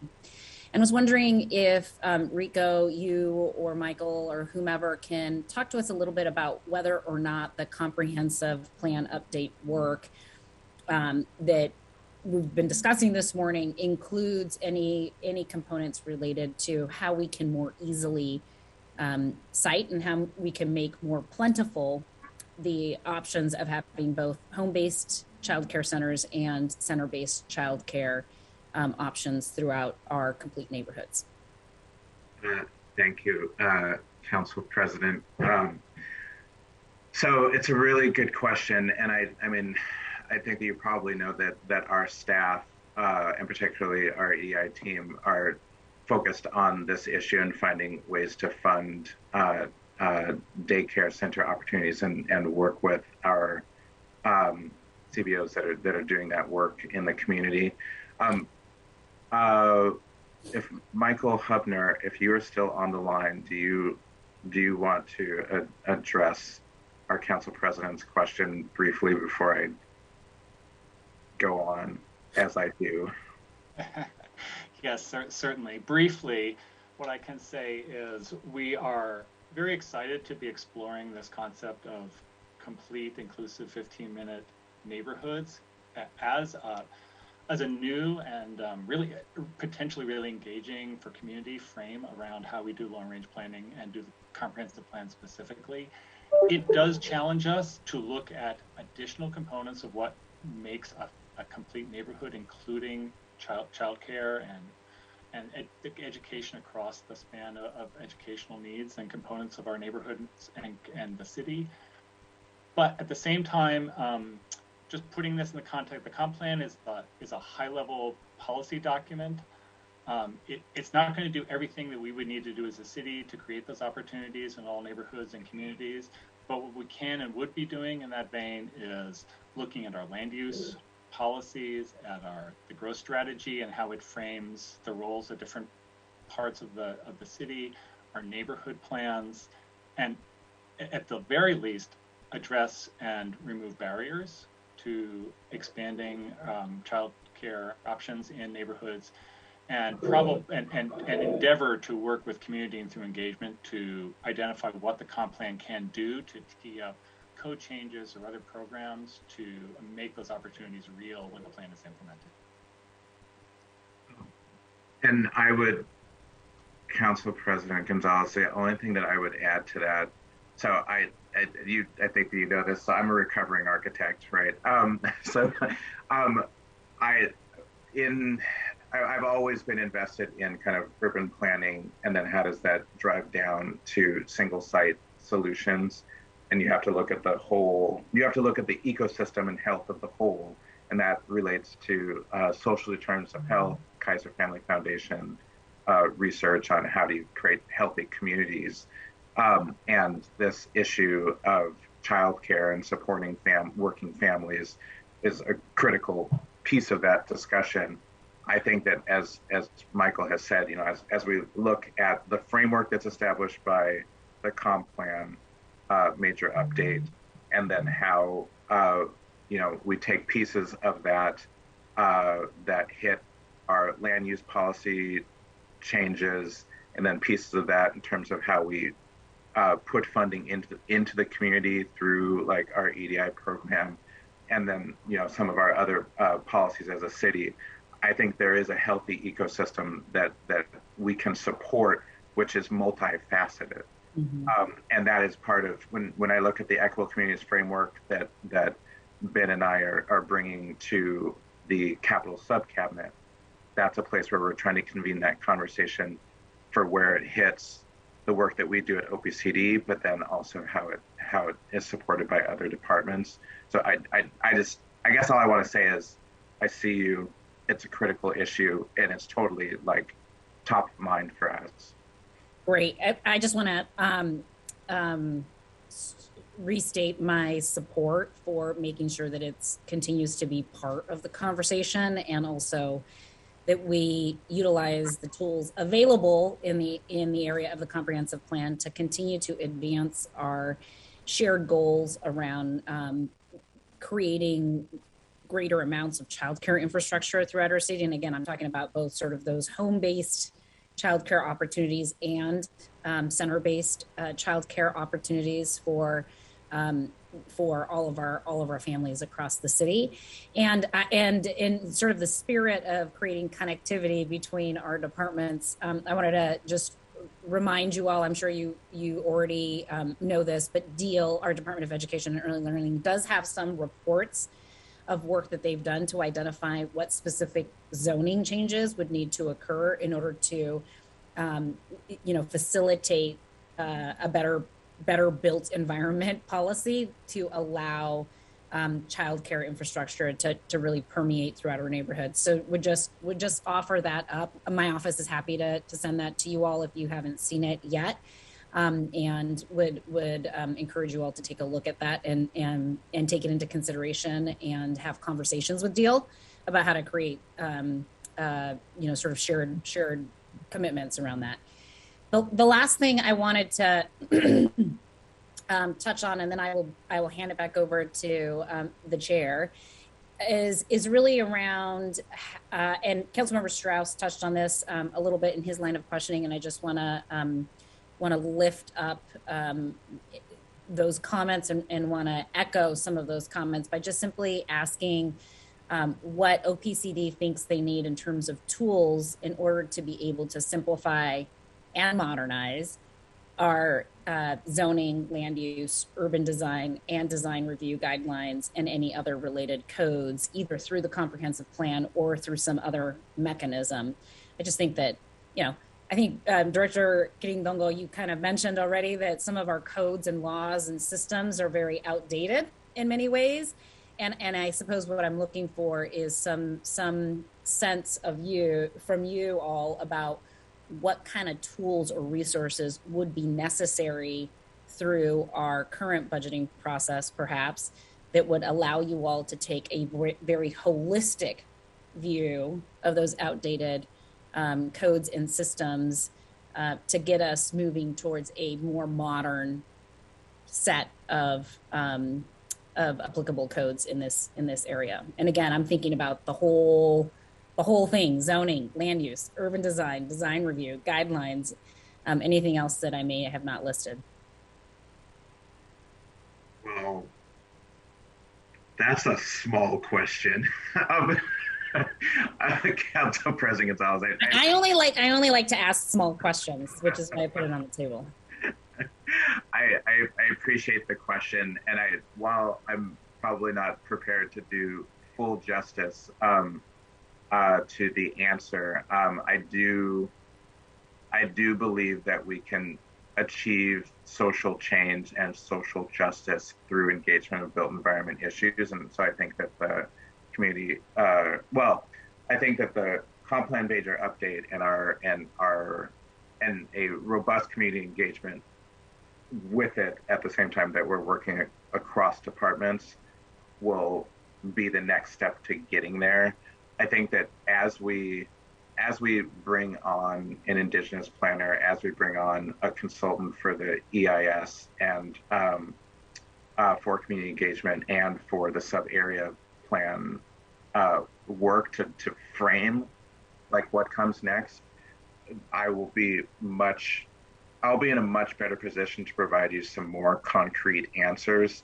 I do hear on the regular and Nathan Torkelson, SDCI, like the conversation around permit processes, design review, all of that. Those are ones that have come to me as well. I think there is a lot of work that we are going to need to do to take a look at the processes we have in place and how do we open up some doors, provide more resources to small business, BIPOC communities and families to navigate our processes and to do more and do better and support generational wealth.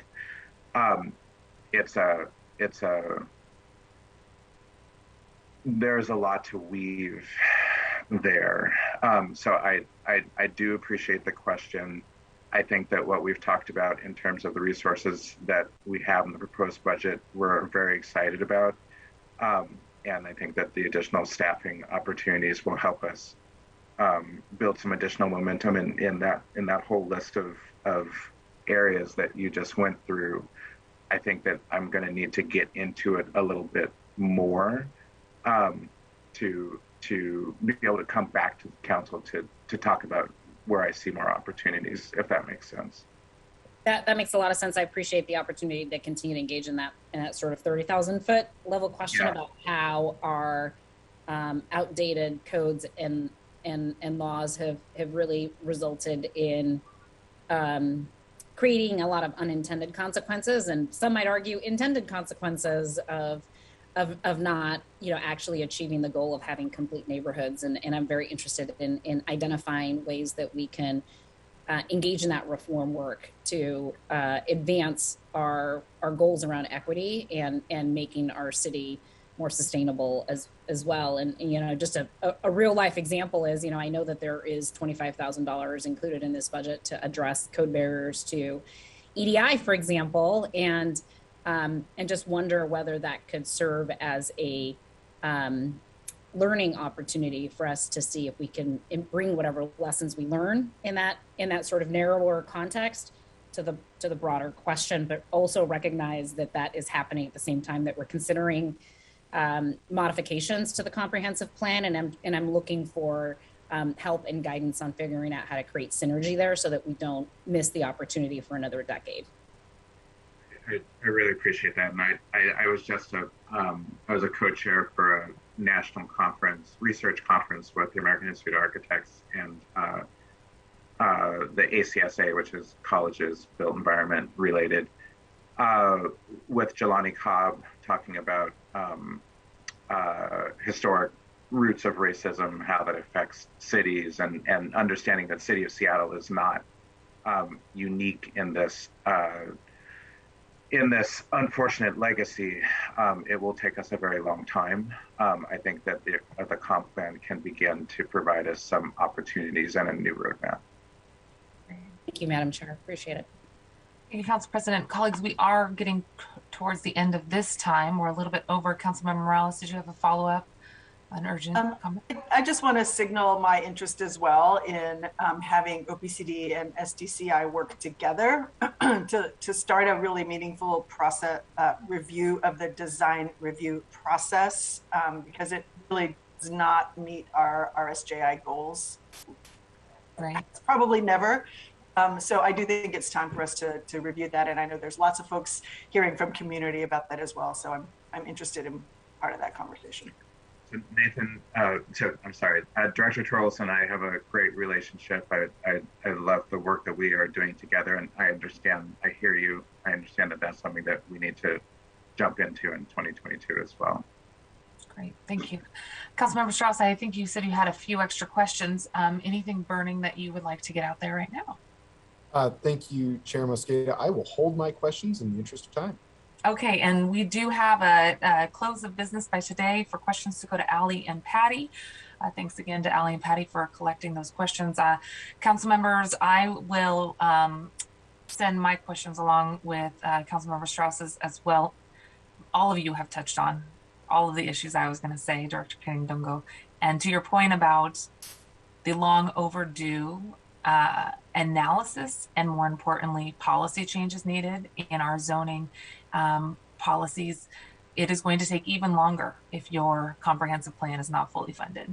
And we have not only a legacy to uproot, but we have evidence by your incredible staff through the racial equity toolkit that we funded and I passed a few years ago, that your team worked directly with community partners, including Puget Sound Sage, to have a roadmap for how those policy changes should be implemented. And I really want to thank you, your team, Puget Sound Sage, Policy Link, for all of the work that you did on that racial equity toolkit, because I think that provides that not only the strategies for how we can create a more inclusive comp plan process, a great model, but it provides the justification for the urgency to do it now. So I think this will be a big priority for us in this 2022 budget to finalize a budget that includes the funding, the breakdown that will be helpful. So the breakdown that you're sending in response to some of the questions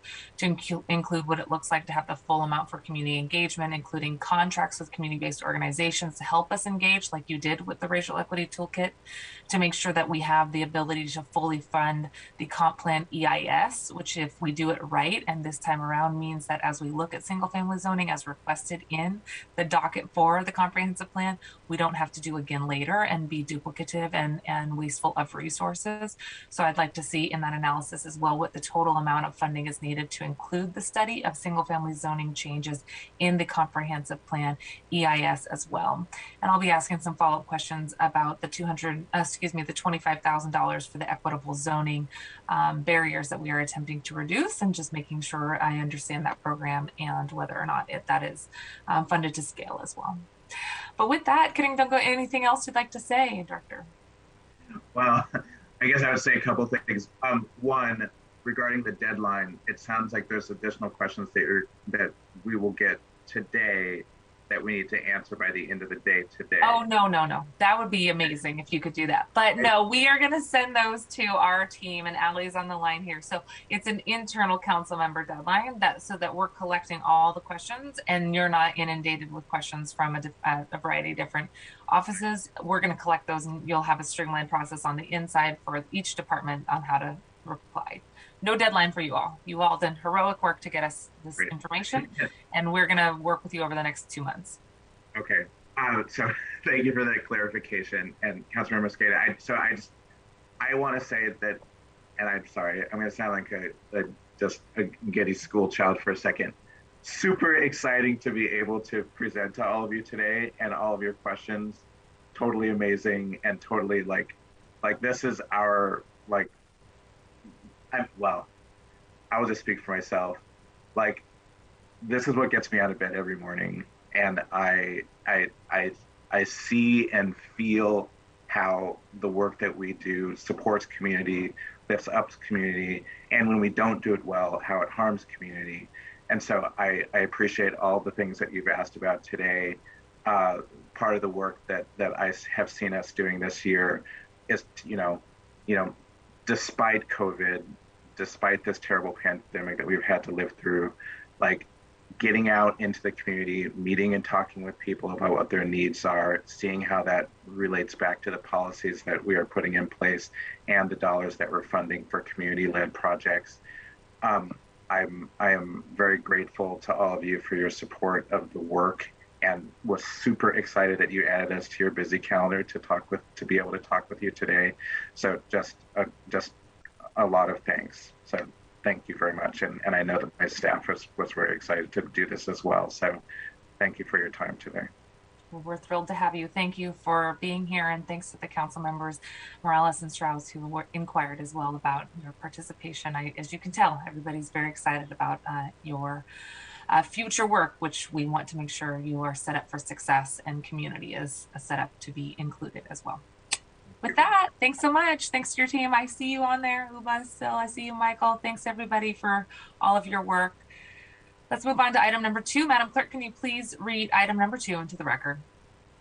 Agenda item 2, Seattle Department of Transportation for briefing and discussion.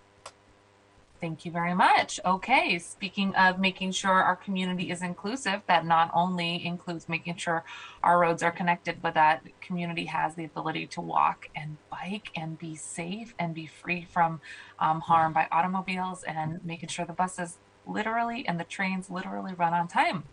That's why we have Director Sam Zimbabwe with us from the Department of Transportation, also Chris Castleman, and of course we have Director Ben Noble. Thanks for being with us. I'm going to turn it to Councilmember Peterson after the conclusion of this presentation for some opening questions and comments. And with that, we'll send it over to Director Zimbabwe. Sounds good. Good morning, council members. And I don't know if Director Noble wants to say anything before I jump in, but unless he comes on camera here, I will just take it away since I know we're running a little bit over time as well. Thank you for the opportunity to present our budget this morning. Mayor Durkin's proposed transportation budget continues and expands important work that's underway. That's work providing safe, equitable, affordable, and accessible travel options for today and for future generations. The priorities for our budget were developed with input from our Race and Social Justice Change Team and informed through our ongoing engagement with community stakeholders, including the Transportation Equity Work Group. It considers the broad portfolio of work which the 1,100 plus women and men of SDOT deliver each and every day. Work ranging from managing important infrastructure like our streets, traffic signals, trees, sidewalks, areaways, and bridges, to welcoming our new parking enforcement colleagues to the department. To addressing the climate crisis and keeping travelers safe. For SDOT, as for all of us, 2020 was a year of uncertainty and emergency response. Crisis was behind every door. 2021 has been a year of relative stability and the ability to catch up a little bit on what we couldn't do in 2020. 2022, as reflected in our proposed budget, will be one of exciting progress and a platform for addressing the critical investment needs in our transportation system going forward. To that point, to that chronology, we're on budget and on schedule to repair the West Seattle Bridge, so it is safe to use by mid-2022. We continue investing in Duwamish Valley neighborhoods bearing the brunt of West Seattle Bridge detours. We're building community requested projects to reduce traffic impacts, and the mayor's budget includes $1.75 million to improve 8th Avenue South and Gateway Park North and link the Georgetown community to its only waterfront access point. To reduce the need to drive during this time of the bridge being closed, we're funding water taxi service to and from West Seattle this winter and partnering with King County Metro on the Flip Your Trip program. The proposed budget also advances our Levy to Move Seattle commitments to voters, and we're reaching some really important milestones in the levy. This weekend, we'll wrap up work to extend the 4th Avenue protected bike lane downtown and complete the Center City bike network, a priority defined in the 2014 Bike Master Plan. Vital bus projects are breaking ground, like the Madison Rapid Ride G line. We broke ground on that yesterday, and wrapping up, like the Delridge Rapid Ride H line, scheduled to start operating in 2022. These projects, coupled with additional investments in the Transit Plus multimodal corridors, offer people frequent, reliable, accessible bus service. Bus service connecting Seattleites to employment hubs, housing, cultural destinations, and regional transit service like light rail and ferries. But it takes more than just building projects to make these low carbon transportation options successful. In 2022, $32 million is being invested in ongoing and planned transit service thanks to the Seattle Transit Measure, overwhelmingly passed by voters in late 2020. To keep people and goods moving, we're finishing major street and sidewalk projects around the city, and we're building and repairing bridges. The last wooden bridge on a major street, the Fairview Avenue North Bridge, has been replaced and open for business this summer. The John Lewis Memorial Bridge now reconnects neighborhoods divided by I-5 for decades. Keeps people walking, rolling, and biking between North Seattle College and the new Link Light Rail service at Northgate. We look forward to celebrating with some of you tomorrow. Light rail service is projected to add up to 49,000 daily riders to the already 80,000 taking the system in normal times by next year as we recover from the pandemic. Along with these major projects, we seismically retrofit bridges like the West Howe Street Bridge and Magnolia and conduct basic bridge maintenance, regular inspections, monitoring, preservation, and repairs. And we know that we still have a lot to do. The budget allocates $6 million to replace and upgrade mechanical and electrical components of the University, Ballard, and Spokane Street bridges and supports repairs to the 4th over Argo Bridge. Thanks goes to Council for providing a much needed revenue source, the $20 vehicle license fee. We completed your requirement earlier this year to do engagement, and we've already begun deploying those resources to critical needs and have included the community-led spend plan in this proposed budget. We're still seeing too many serious injuries and traffic deaths, and we are not on track to reach Seattle's 2030 Vision Zero commitments to eliminate fatalities and serious injuries. The budget invests an additional $4.5 million in projects and programs to improve safety for all travelers over and above what goes into our ongoing work. It includes redesigning streets with a history of serious and fatal crashes, giving pedestrians time to start crossing the street before people driving start to move. And it invests in safety basics like adding ADA compliant curb ramps, maintaining our sidewalks and bike lanes, and repainting crosswalks. The proposed budget also sets the stage for investments that serve as a platform for the future. There are resources for ongoing major investments in an interconnected, safe, reliable, and low-carbon transportation system. There are ongoing resources to support our transportation equity work group as we complete a transportation equity framework that points the way towards a holistic approach to transportation that serves our whole community and begins to repair the impacts of systemic racism and transportation inequities that have held our city back. We're also excited about the opportunity to closely align the work of the parking enforcement team with a view towards reimagining community safety. The budget also includes funding to integrate and update our 4 modal master plans: pedestrian, bicycle, transit, and freight, creating a long-range plan for Seattle's transportation system. This effort aligns with the comprehensive plan update that I just heard the discussion of, and through inclusive public engagement, we expect to create a collaborative vision serving as a framework for a transportation funding package to replace the levy to move Seattle expiring in 2024. This framework also allows us the flexibility to respond to a possible federal infrastructure package and other federal funding being discussed in DC right now. In conclusion, I'll return to where I started. Mayor Durkin's proposed budget considers and balances the breadth of work for which we are responsible.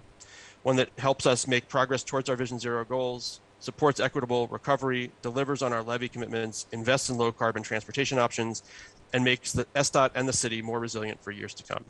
With that, I will turn it over to Chris Castleman, who is our Division Director for Finance and Administration, to walk through some of the more details, and I look forward to the questions and discussion. Good morning, everyone.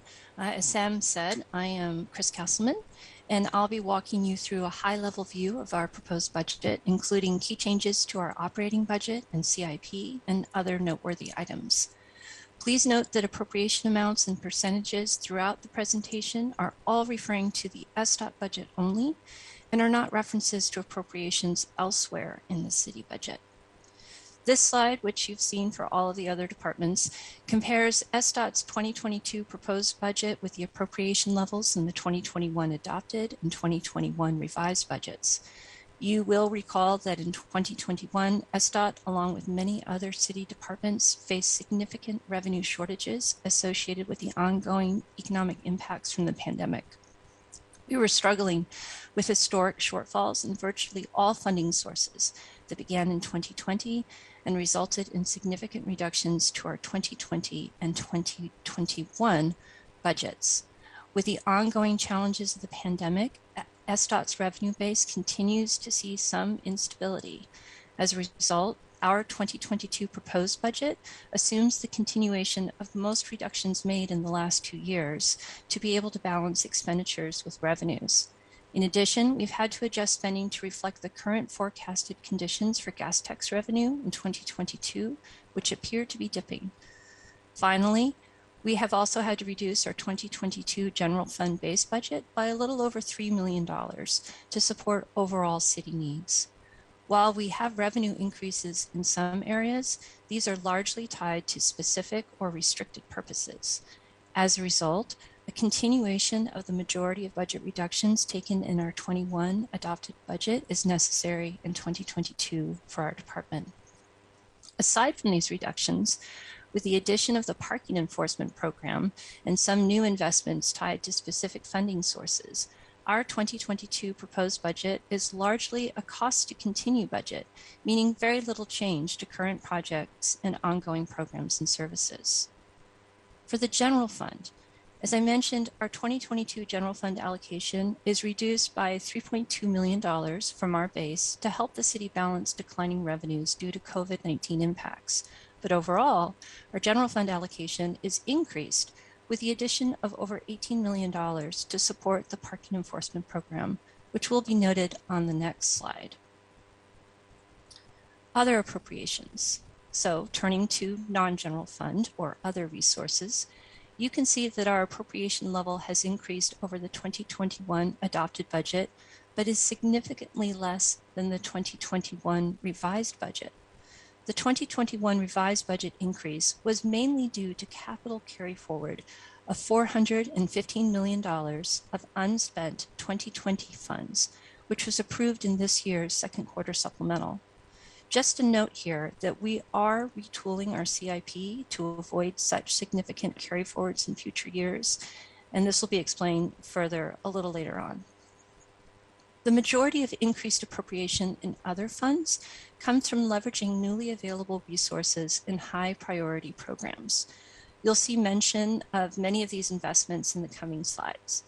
While most SDOT revenue sources are forecast to remain in line with prior projections, and as I mentioned, gas tax revenues are actually expected to dip further, the forecast has improved for several transportation funding sources, including the Seattle Transportation Benefit District, or STBD, sales tax that was approved by voters last fall, real estate excise taxes, or REIT, that support capital improvements, school safety, traffic, and pedestrian improvement funds, which in other words are the school zone cameras, and revenues from both the original and the new $20 vehicle license fee. Additionally, we have revenues coming in from the pilot program for automated traffic enforcement cameras, the Block the Box, and the proposed budget includes new investments from the Cumulative Reserve Fund. Now turning to positions, or FTEs. As you can see, SDOT's proposed budget does include a sizable increase in staffing levels. The great majority of these positions, 120, are related to the parking enforcement program and are being transferred in from the Seattle Police Department. SDOT is also proposing the creation of 10 new positions across 6 work areas within the department to perform critical services that can't be provided with existing staff. Finally, this budget identifies 25 existing temporary or term-limited positions, which represent regular ongoing work essential to our delivery of programs, services, and projects, that we are proposing to establish regular positions to do this work because the terms of those temporary positions are about to expire. We have exhausted all options to address these critical staffing needs with vacant pockets and are therefore requesting this additional position authority. But please note that the costs for these 25 positions are already built into our base budget and will require no additional budget authority.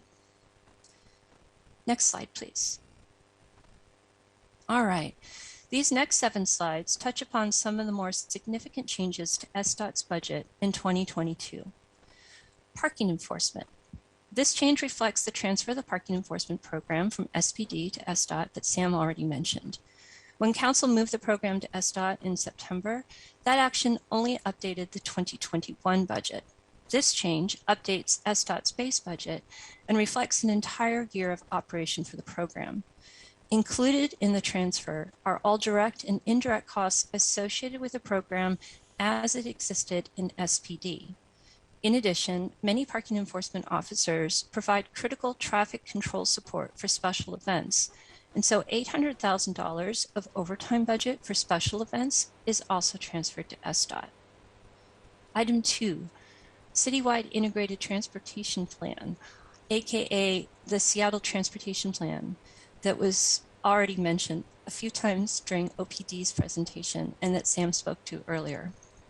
This effort is already underway thanks to your support for the 2021 Vehicle License Fee Spend Plan. As Sam indicated, this planning effort will establish a renewed long-range plan for our transportation system organized around community aspirations and our SDOT vision, values, and performance goals, namely equity, sustainability, safety, and stewardship. In addition to mobility and access functions, we will also recognize the important role our streets play in providing public spaces and ensuring public safety. We intend to consult with people who may be harder to reach, exploring new formats and structures to build partnerships, reduce barriers to participation, center race, and gain input to address and repair barriers to our transportation system where investments have been traditionally lacking. The plan will address both capital and programmatic system investment needs, including maintenance needs, and will identify potential transportation funding strategies. These planning efforts will be aligned with the comprehensive plan update that all of you were just discussing, and engagement efforts, the comp plan engagement efforts, and will inform a future transportation funding package to replace the levy to move Seattle, which expires in 2024. Next slide, please. Item number 3, bridges. In addition to the bridge maintenance business process update, which is described in this slide, this change supports new investments in our city's bridges. As Sam already mentioned, the University, Ballard, and Spokane Bascule bridges will collectively receive $4.3 million of resources to replace and upgrade various mechanical and electrical components to ensure continued operations. These bridges provide vital connections throughout the city for transit, vehicular, pedestrian, and bicycle traffic, and also preserve maritime connections between Seattle's various bodies of water. The remaining REIT appropriation will support repairs for the 4th Avenue South Bridge, commonly referred to as 4th over Argo, as Sam mentioned. This bridge serves as a primary connection between the Georgetown and downtown neighborhoods. The structure's age, higher volume of vehicular traffic, and increased vehicle weight loads have caused deterioration of the cantilevered ends of the main span piers. Repairs must be made to the bridge to ensure the safety of the public and maintain neighborhood connections. Item number 4, the new vehicle license fee spend plan.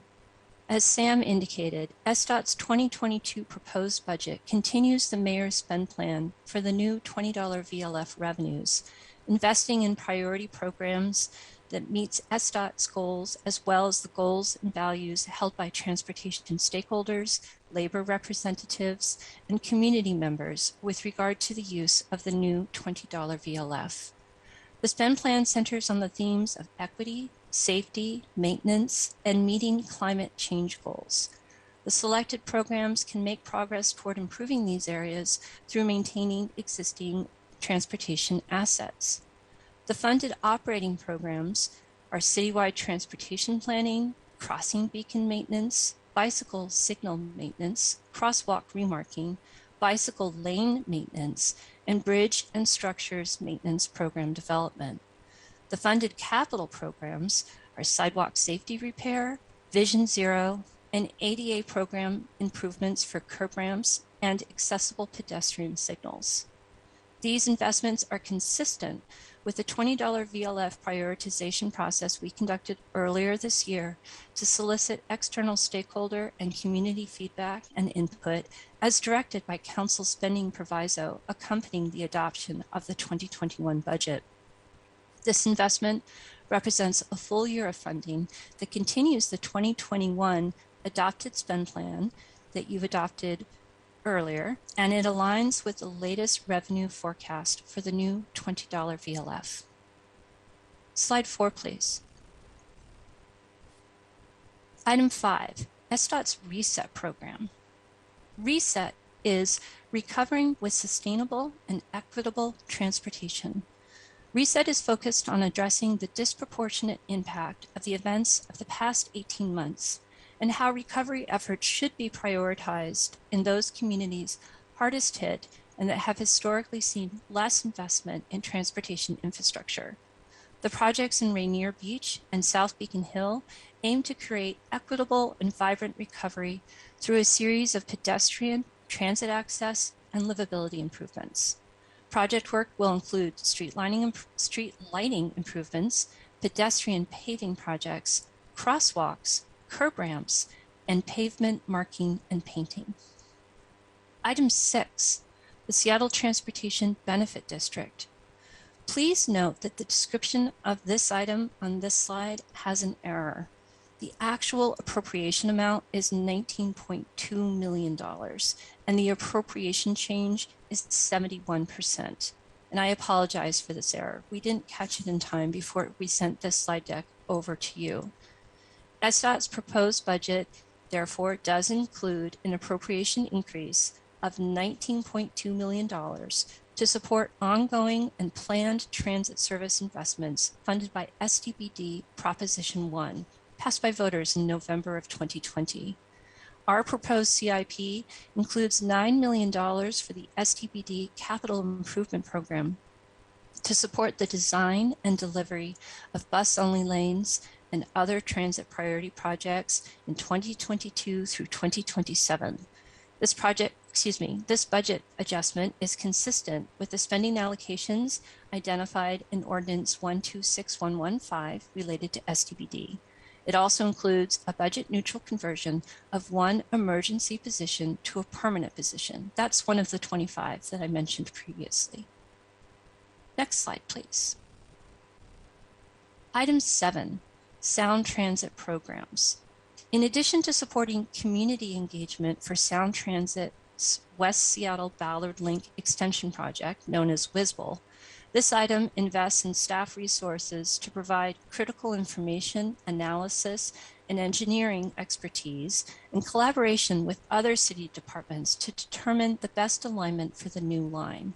This item also creates a city position to serve as the city's ST3 designated representative to Sound Transit, a role funded by Sound Transit and previously performed by a consultant. And you'll have to bear with me because I just skipped too far ahead. And here we go. Item 8, Center City Connector. Sound Transit's continued forward momentum on the WSBL project is expected to impact Seattle streetcar operations, both in its current configuration, the First Hill and South Lake Union lines, as well as the network when expanded by the Center City Connector project, also known as C3, and depending on timing, potentially to C3 construction. To better identify the extent of these anticipated impacts and inform negotiations with Sound Transit on WSBL, an update to the C3 streetcar project is needed.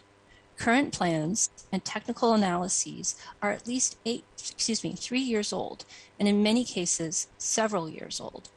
Many conditions have changed, requiring updates on key project aspects, including costs, timeline, ridership, operating model, and vehicle purchase options.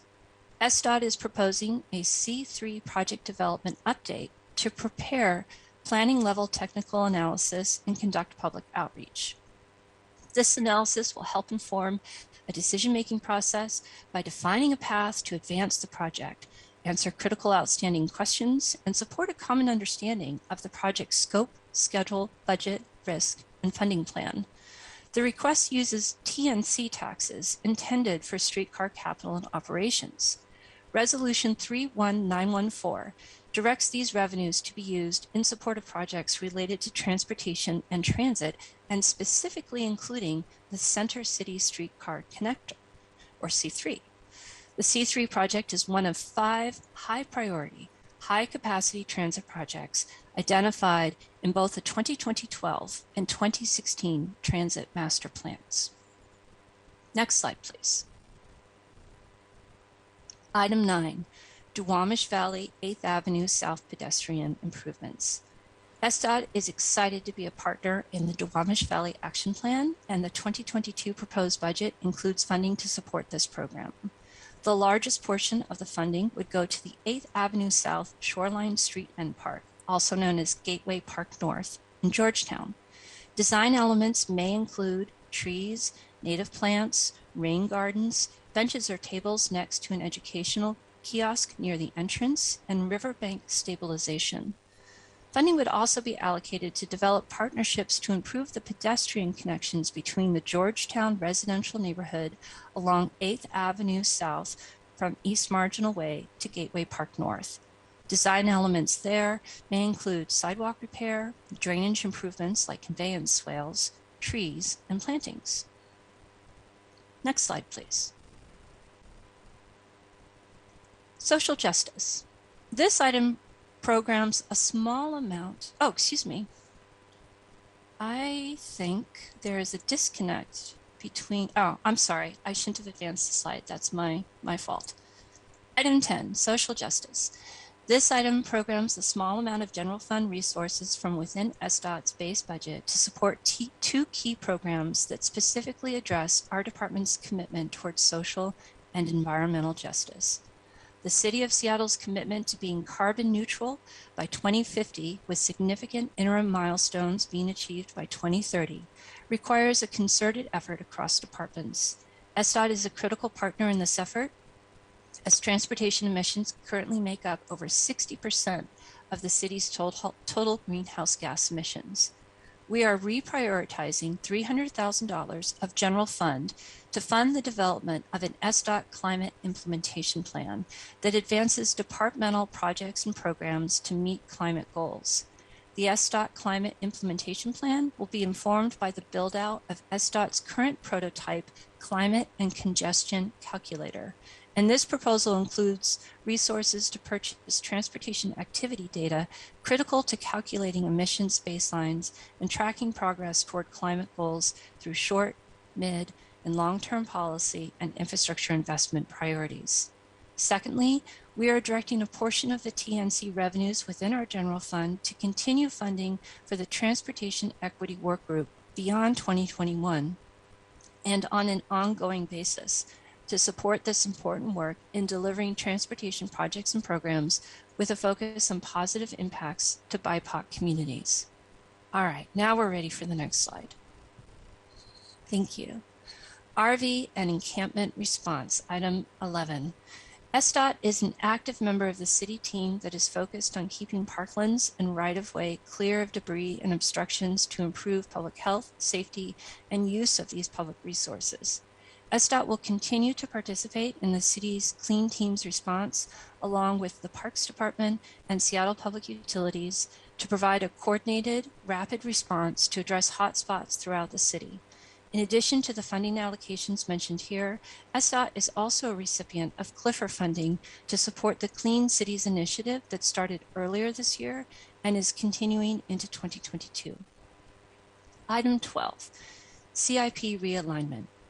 As I indicated earlier, SDOT is implementing a new capital budget process that realigns the department's 6-year CIP budget to the latest project spending plans, which are updated and communicated to council and the public more frequently than the annual budget. This change represents a more accurate picture of SDOT's intended spending and has no impact on the timing or deliverables of any of our CIP projects.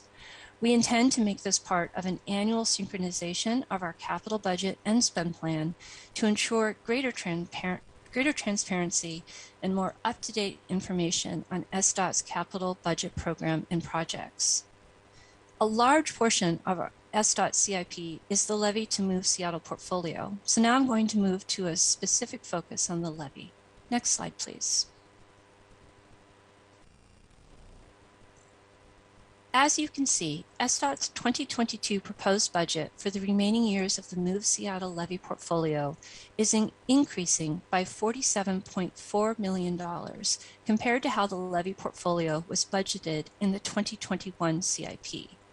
This is largely due to a shift of $35 million from 2021 to the remaining years of the levy as a result of better SDOT spend plan development and financial management of projects. This change underscores the need for SDOT to realign our CIP, as I just described. Additionally, the proposal includes $14.2 million of new local investments into the portfolio from the new $20 VLF. These investments are consistent with the $20 VLF prioritization process we conducted earlier this year to solicit external stakeholder and community feedback and input, as directed by the council spending proviso accompanying the adoption of the 2021 budget. This doubles down on SDOT's commitment to safety, investing an additional $11.3 million in programs such as Vision Zero, sidewalk safety repair, curb ramps, and traffic signal improvements. It also directs nearly $2 million to maintaining our current bridge assets by investing into our bridge repair backlog program. That completes my portion of the presentation, and I'm going to turn it back to Sam Zimbabwe. Thank you very much. Okay, you can advance to the next slide. This is the last slide, and then look forward to the discussion. You've heard Chris and I talk about racial equity throughout. I just wanted to highlight a couple of places where, three broad areas that our budget reflects our commitment to racial equity. The first is in our investments in our transportation assets and programs. We talked a lot about the Transportation Equity Work Group, also the programs that we deliver through the Seattle Transit Measure, through that voter-approved Proposition 1. There's programs and efforts throughout the department that are committed to delivering services in an equitable way and using our investments to advance racial equity. The second is in our contracting and purchasing. Last year, we were able to achieve a 38% WIMBY participation in our consultant contracts and a 17% purchasing, 17% of our purchasing through WIMBY providers. The 38% exceeded our goals. The 17% fell just short of our purchasing goals. When we look below that, those top line numbers, we know that we have a lot of work still to do in deepening the equity participation to especially minority-owned firms in both contracting and purchasing. The third is in advancing our RSJ work internally and building a diverse and inclusive workplace. We've made a lot of strides in the last year, but still have a lot of work to do. We've stood up an equal employment opportunity program as required by the Federal Transit Administration for a transit agency of our size. We've deepened our work with our change team and our employee resource groups, our race-based affinity groups within SDOT, around training, around participation in the budget development process, and in working to make SDOT an inclusive and diverse workplace. But there's still a lot to do, and those initiatives remain baked into our budget as a whole. So we've talked for quite a long time. We'll be quiet here and turn it back to you, Chair Mosqueda, for questions and discussions. Thank you very much. I appreciate the in-depth presentation, and we are going to turn it over to Councilmember Peterson for some opening comments and questions. Thank you, Chair Mosqueda, and Director Zimbabwe. Thank you for your hard work, the hard work of your team, your partnership over the last 2 years as we've dealt with the impacts of the pandemic, the West Seattle Bridge closure, and an unacceptably high number of traffic fatalities, and as well as the successful renewal of our Seattle Transportation Benefit District to support transit that all the council members here worked on. I deeply appreciate the SDOT workers in the field who've been busy on multiple transportation projects. It was nice to talk with the Bridges and Structures team on the West Seattle Bridge earlier this week. And it's great to hear that that is on time, still on time for restoration of that bridge. Appreciate the focus in the budget on Vision Zero safety investments and the need to integrate the various plans for each mode of transportation. I know we're all excited about the opening of the 3 light rail stations and SDOT working with King County Metro to connect transit riders to these long-awaited generational investments. I do want to comment on some issues I see with the budget right now, and I know other council members are going to have questions and comments.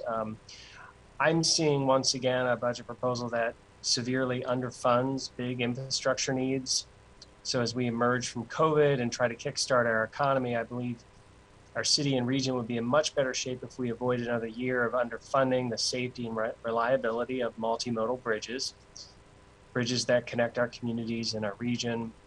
Painfully, reminded by the closure of the West Seattle Bridge and the subsequent city auditor report on bridges, our bridges impact the mobility of everyone, including transit riders getting the jobs, truck drivers delivering food.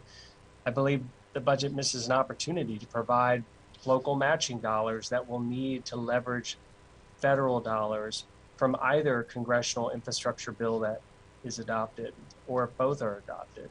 Based on my read of this budget proposal, I'm seeing only about $1.5 million more in 2022 for bridge maintenance, the items focused on by the audit of city bridges. I know there was the $6 million figure mentioned, but I'm thinking that part of that's multi-year. It double counts some items, but I know our central staff will be digging into that to see how much is truly additive toward that.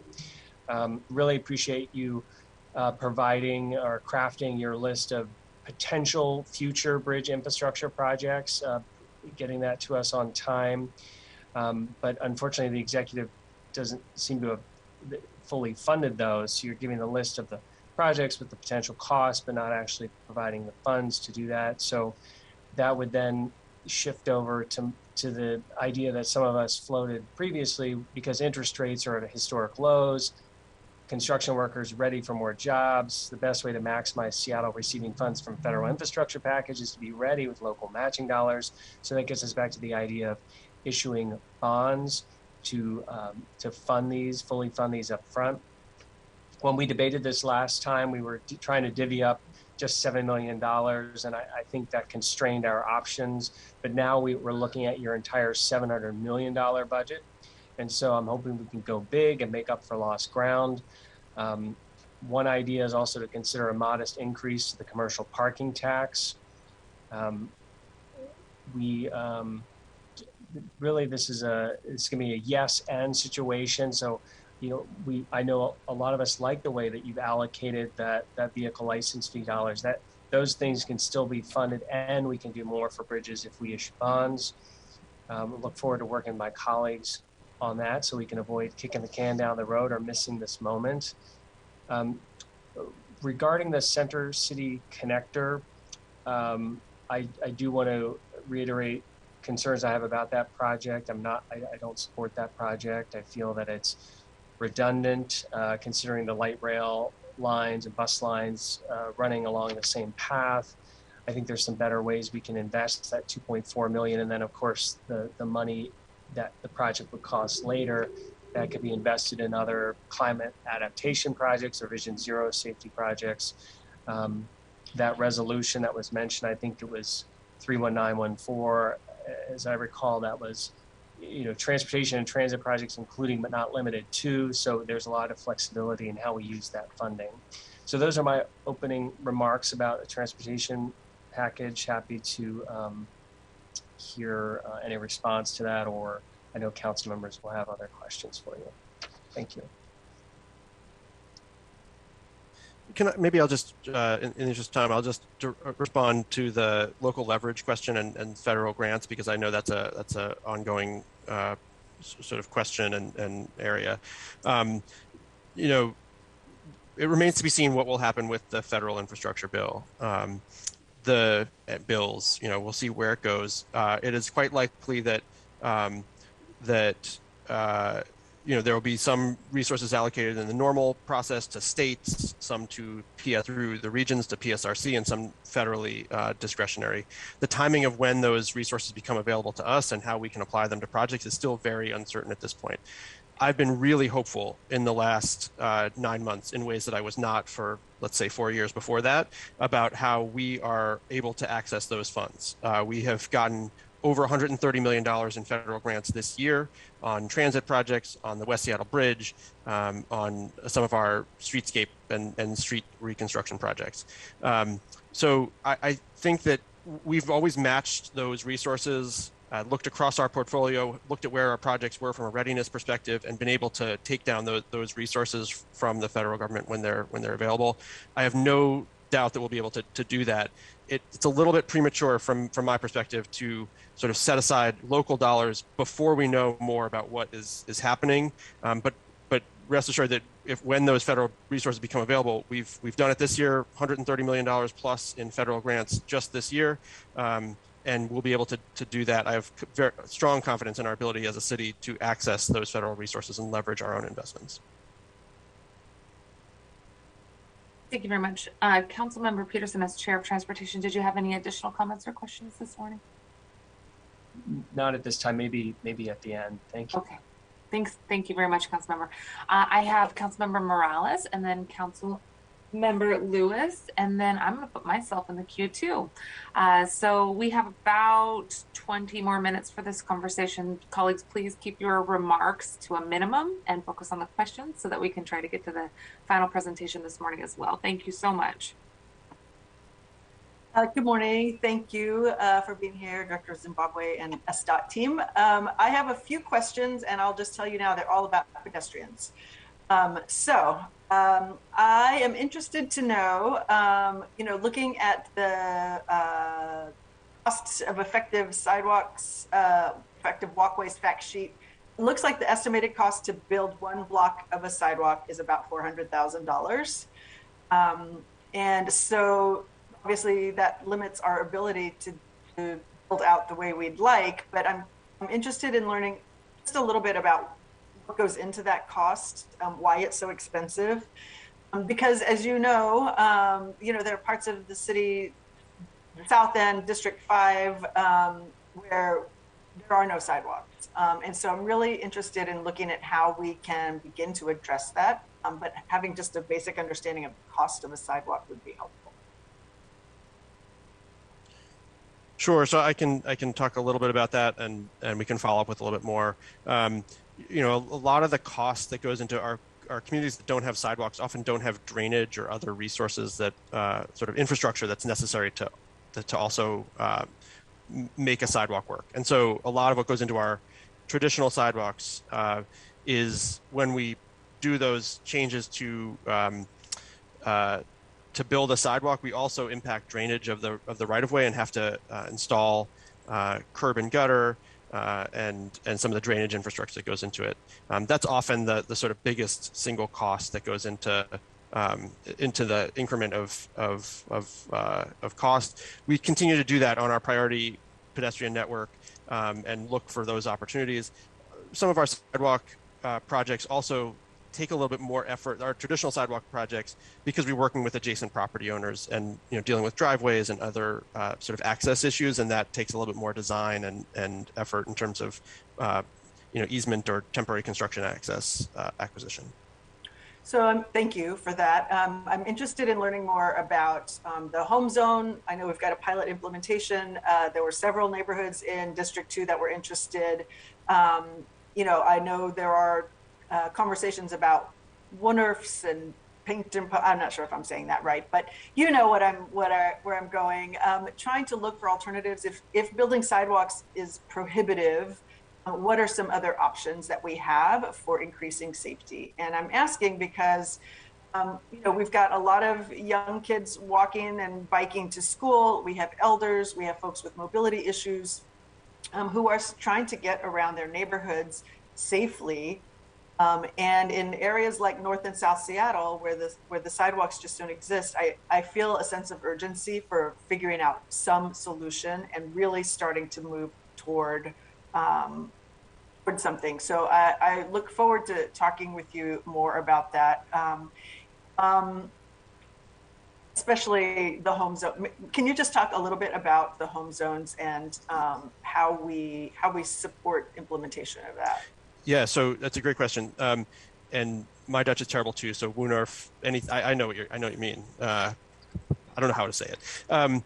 The home zone program has been something that we've tried recently in collaboration with communities. So rather than doing traffic calming on a block by block level, where we often put a speed hump here and then the next street starts to see a diversion of traffic and they want a speed hump, and you're chasing after speed humps, looking at a community-wide approach, engaging about how people use the streets, where destinations are, and then working to do a comprehensive traffic calming solution at a neighborhood scale. We've done a couple of sort of rapid implementation efforts as part of the Reconnect West Seattle program through the West Seattle Bridge closure, and we've had some longer term engagements with communities that are bearing fruit now. It's really exciting to be able to do that on a community basis, and then think about how to replicate that and scale it up so that we can reach more communities across the city. And really, it in the end, it ends up helping us make communities accessible without duplicating resources, and be able to do that in an efficient way that does exactly what you said, help connect people to where they need to go of all ages and abilities. Okay, well, I look forward to that rollout and to seeing what we can scale up to get that done. The last two things I want to learn about is, proposed funding for Safe Routes to School is about $2.75 million.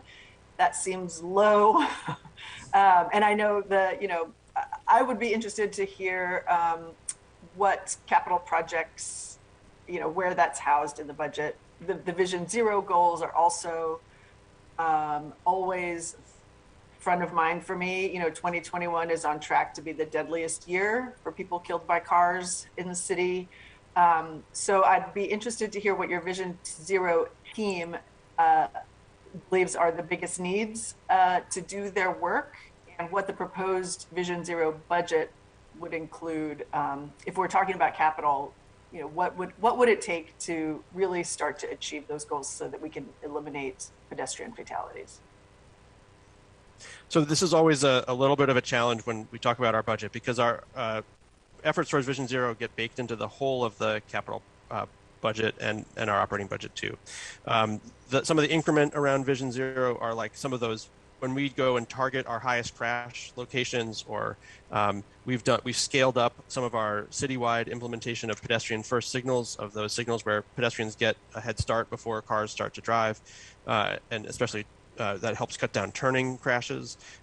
We also citywide reduced speed limits across the city over the course of 2020 and into the beginning part of this year, and we'll be evaluating that and seeing how, where and how that has been effective and what other steps are needed. With the Vision Zero program, we often do small pilot efforts that then, when they look like they're bearing fruit, we can scale up and do at more of a citywide level. But a lot of those efforts are sort of baked into our capital projects overall. I'd also say on Safe Routes to School, somewhat similar. When our projects are connecting to schools, we're doing some of those things separately, and then the Safe Routes to School are those really targeted, only focused on sort of the access to school when it's a standalone as a program like that. So I hope that gets, and we can provide a little bit more detail on specific projects that are funded in 2022 and in the CIP.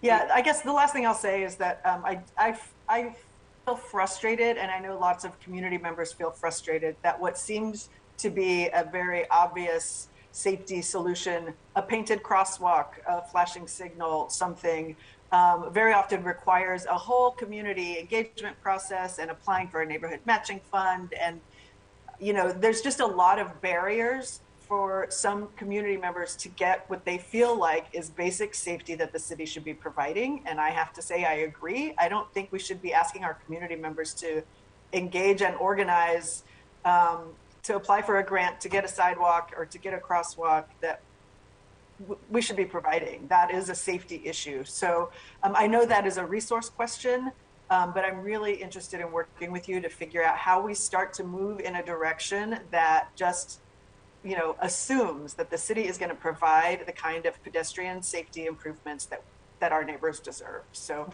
I'll leave it at that. Thank you, Councilmember Morales, and appreciate your good line of questions. The point is well taken. Okay, we have Councilmember Lewis. Councilmember Herbold, I see you as well, and I am also in the queue. Councilmember Lewis, please go ahead. Thank you so much, Madam Chair. My questions are in a similar vein to Councilmember Morales. People ask me all the time what I'm surprised about from serving on the city council that I wasn't expecting when I was elected. And there's certainly been a lot of things, but it's been an unconventional year and a half. But one of the things that comes up a lot in my district, as Councilmember Morales just stated, is huge demand for traffic calming, huge demand for protected bike lanes. And, I knew that it was out there, but I've been surprised. And similar to Councilmember Morales, huge pent-up frustration of people who've been organizing for years to try to get some kind of basic public safety improvement and feel like they just can't get through all the bureaucracy. I will say, though, Director Zimbabwe, the team at SDOT has been very helpful in talking about these projects and queuing them up, and it's clearly been a COVID-era resource issue. I want to give a shout out to Bill Laborde, who's been very responsive and very helpful in flagging things and validating the merit of a lot of these requests. But the concern over resources remain. So I'm going to put my cards on the table a little bit here.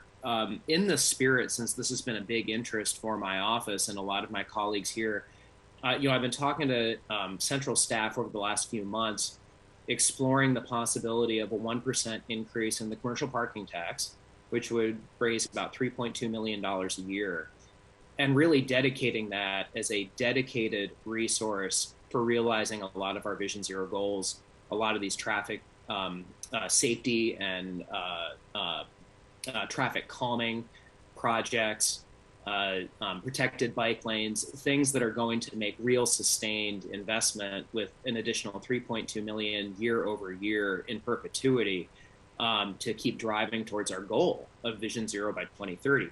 So my question today, in looking, Calvin did a really great job, and I'm happy to have Calvin Chow and our central staff distribute this memo to all council offices. I've been including Chair Peterson since this is his policy area throughout my exploration of this process, and happy to have it distributed now that we're in budget.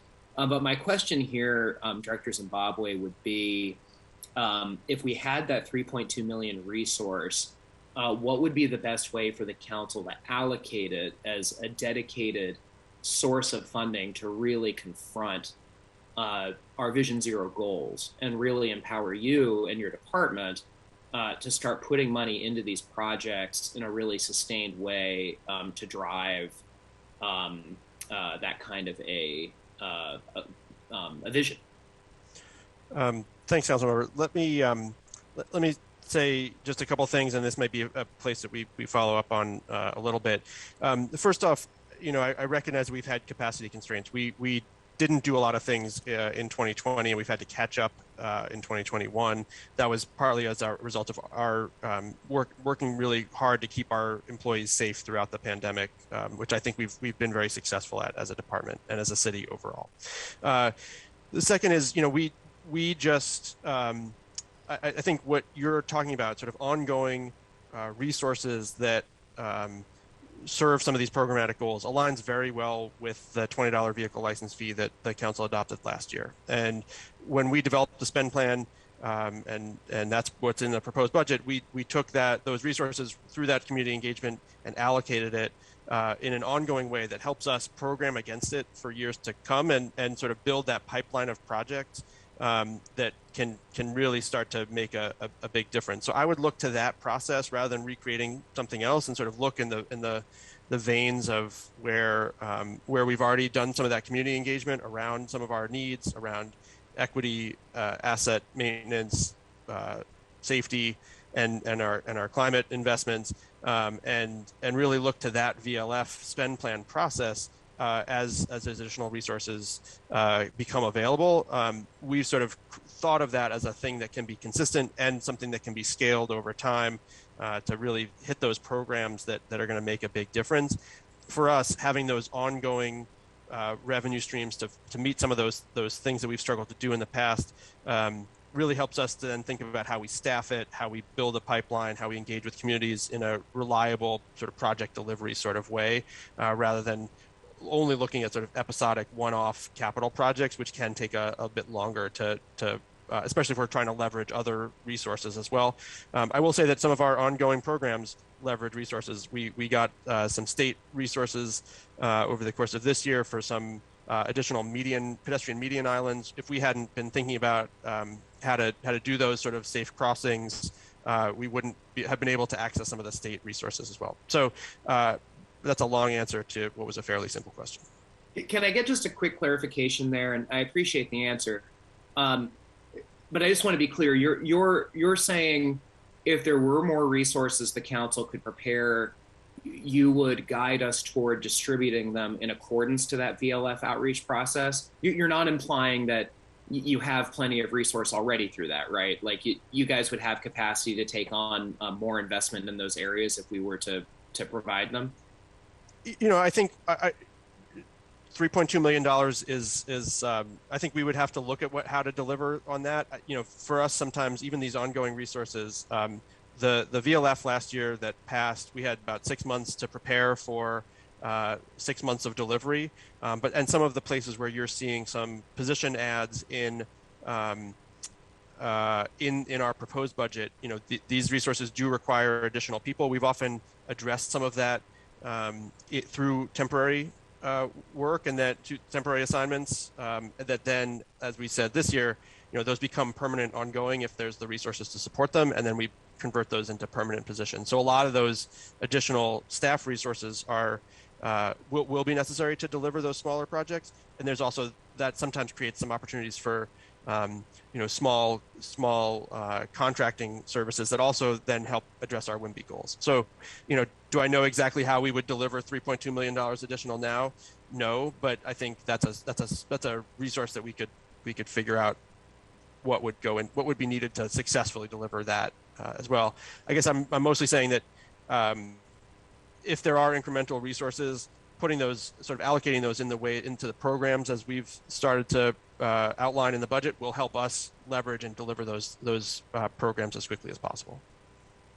Great. Well, we will certainly be in touch. I've got some other questions, but I'm going to submit those in writing, I think, and considering the time. But I will just close out here and say, I appreciate Chair Peterson's comments about potentially pursuing the commercial parking tax as a resource. We haven't raised the commercial parking tax in a decade. A small increase that's marginal probably would not have significant impacts on businesses. Definitely going to reach out to Councilmember Morales, given our shared interest in this area, and maybe Councilmember Peterson, Councilmember Morales, the three of us can get together on some kind of green sheet proposal here to lean into these investments that we flagged as being really critical and important. So thank you so much, Director Zimbabwe. I don't have any additional questions. Thank you very much, Councilmember Lewis, for holding the rest of your questions. And for the viewing public, we're going to be dropping the terms green sheets and white sheets, and we're just doing straight up amendments this year. It's going to be really exciting and straightforward. So I look forward to, we see cheers from Central staff. Look forward to seeing more on that possible shared amendment. And as always, we'll have issue identification that gives folks a chance to talk more about the why. So we're asking folks to keep their comments short. We have 10 more minutes for this section. Myself and Councilmember Herbold are in the queue here. I'm going to ask a very short question on slide 2, if we can. We're looking at parking enforcement officers. 2 questions for me. Are all of the costs related to personnel, or are these costs including one-time costs for transfer? Oh, hey, Councilmember Herbold, I think you're off mute on accident. Oh, there we go. Perfect. And Patty, if you don't mind teeing up slide number 2, thank you so much. Please go ahead, Director. I missed the last part of that. Could you repeat? Oh, sure. Yeah. Great. So when we're looking at the costs of parking enforcement officers, wondering if all of these costs are related to personnel, or is this cost also including the one-time cost for transferring personnel over? Transferring over responsibilities or any, is it all personnel? Can I jump in on this? Go for it, Chris. Okay. Hi, Chris. Hi. So I can take my reading glasses off now that I'm not reading from my notes. So the costs are related, yes, and all of the costs related to the 120 FTE in terms of labor, benefits, pooled costs, that is included in that lump sum. There's still some work to do to figure out the support needs for training, for example, safety training included, and how the program fits in and nestles in and receives support services from SDOT, such as the costs associated with enterprise-wide support services. But yes, all of the salary and pooled benefits and such are included. Does that answer your question? Did I answer the right question? Yeah, I think it was, yes, everything is included. Mm-hmm. Okay. Also on this slide, related to the integrated transportation plan, I am glad to see the planning for the next Move Seattle levy renewal is beginning. This is really exciting. And next year, as conversations around a 15-minute city continues, what transit needs will be for the future of Seattle, I want to make sure that we have adequate resources for early outreach. How do resources compare from the previous Move Seattle levy to this one around equitable community engagement? Do you feel like we're increasing community engagement or the initial conversations on Move Seattle levy? Absolutely. And I think part of why you see such a large number here is part of that effort. And I would say it's not only targeted around the renewal of a funding measure, but really about the engagement early in the planning process, and making sure that we bring forward a funding measure that deepens our commitment to equity and climate and safety and asset stewardship. Along with, bringing it along with community, reaching communities meaningfully is really challenging. And I listened to the conversation with Director Kirindongo about the comp plan. We are working to align these efforts so that we're not out there in multiple places. We're also working to make sure we do in-language engagement and all that, the things that we need to do to be successful in terms of community engagement. This is also sort of the roll-up of modal planning, as it's traditionally been done in the city, to put resources into integrating those modal plans. And so there's some technical assessment and resources that are also needed to inform that and be informed by that community process as well. So we're, as Chris said, we're in the process of bringing a consultant team on board. So this is our best estimate right now of sort of the resources that we see in the near term. But as we begin to scope the work in more detail and really look towards launching this work in 2022, that'll be an ongoing sort of how we work with community. We've also worked with Department of Neighborhoods community liaisons in trying to help us do some of that early scoping and really figure out what it will mean to do an integrated transportation plan that serves as the baseline for a real robust funding discussion sort of at the comprehensive level. Okay, great. I mean, yeah, I think you can tell along with the comprehensive plan conversations, we want to make sure the departments have full funding for that equitable community engagement. If we don't do it, it's just going to cost us more time and more money on the back end. And it also doesn't allow us to fulfill those racial and social justice equity principles. So thank you for letting us know you feel like that's fully funded. If something comes up in the consultant process, we'd love to have an early flag before budget ends. And I'm going to turn it over to Councilmember Herbold with this note. On slide 7, you talk about remediation for RVs. I think we're going to talk more in the next presentation with Parks here in a minute. And there's an overall question, I think, about where the best department is to respond to RV remediation. And I know this is a big priority for Councilmember Herbold as well. Just double checking, is the amount for RV remediation on slide 7 there, is that for a calendar year or is that also ending in August like the Clean Cities Initiative? Take this one. So the amount related to RV remediation is an ongoing amount that is support to Seattle Public Utilities and their work. So SDOT is providing financial support to SPU's activities on an ongoing basis beginning in 2021. And so you see it as a negative number because it is a transfer from our existing resource base over to SPU. Okay, I'm going to turn over to Councilmember Herbold. I get that. I think overall we're going to be concerned about any clean cities and cleanup ending in August. But we'll talk more to Parks about that. So thank you for the clarification on the slide. Councilmember Herbold, last comments. Appreciate that. Thank you. So my first and I think easiest question, I'll get in trouble if I have a transportation meeting and I don't ask this question. So just want to confirm that the West Seattle Bridge remains on schedule for mid-2022 completion of the repair and opening up the bridge to traffic. Yes. Excellent. Thank you. On the topic of bridges, I want to thank SDOT for complying with the request that the council made in Ordinance 1263-27 and sending over a list of projects that could be funded by a $100 million bond financing in 2022, including $75 million of bridge maintenance and bridge repair projects. So thanks for doing that. My questions, one on slide 5, the Sound Transit program, that it adds $691,000 for 2 FTEs, one being funded by Sound Transit. Wondering how many existing positions are there, and will these positions facilitate faster action on the city side of the projects?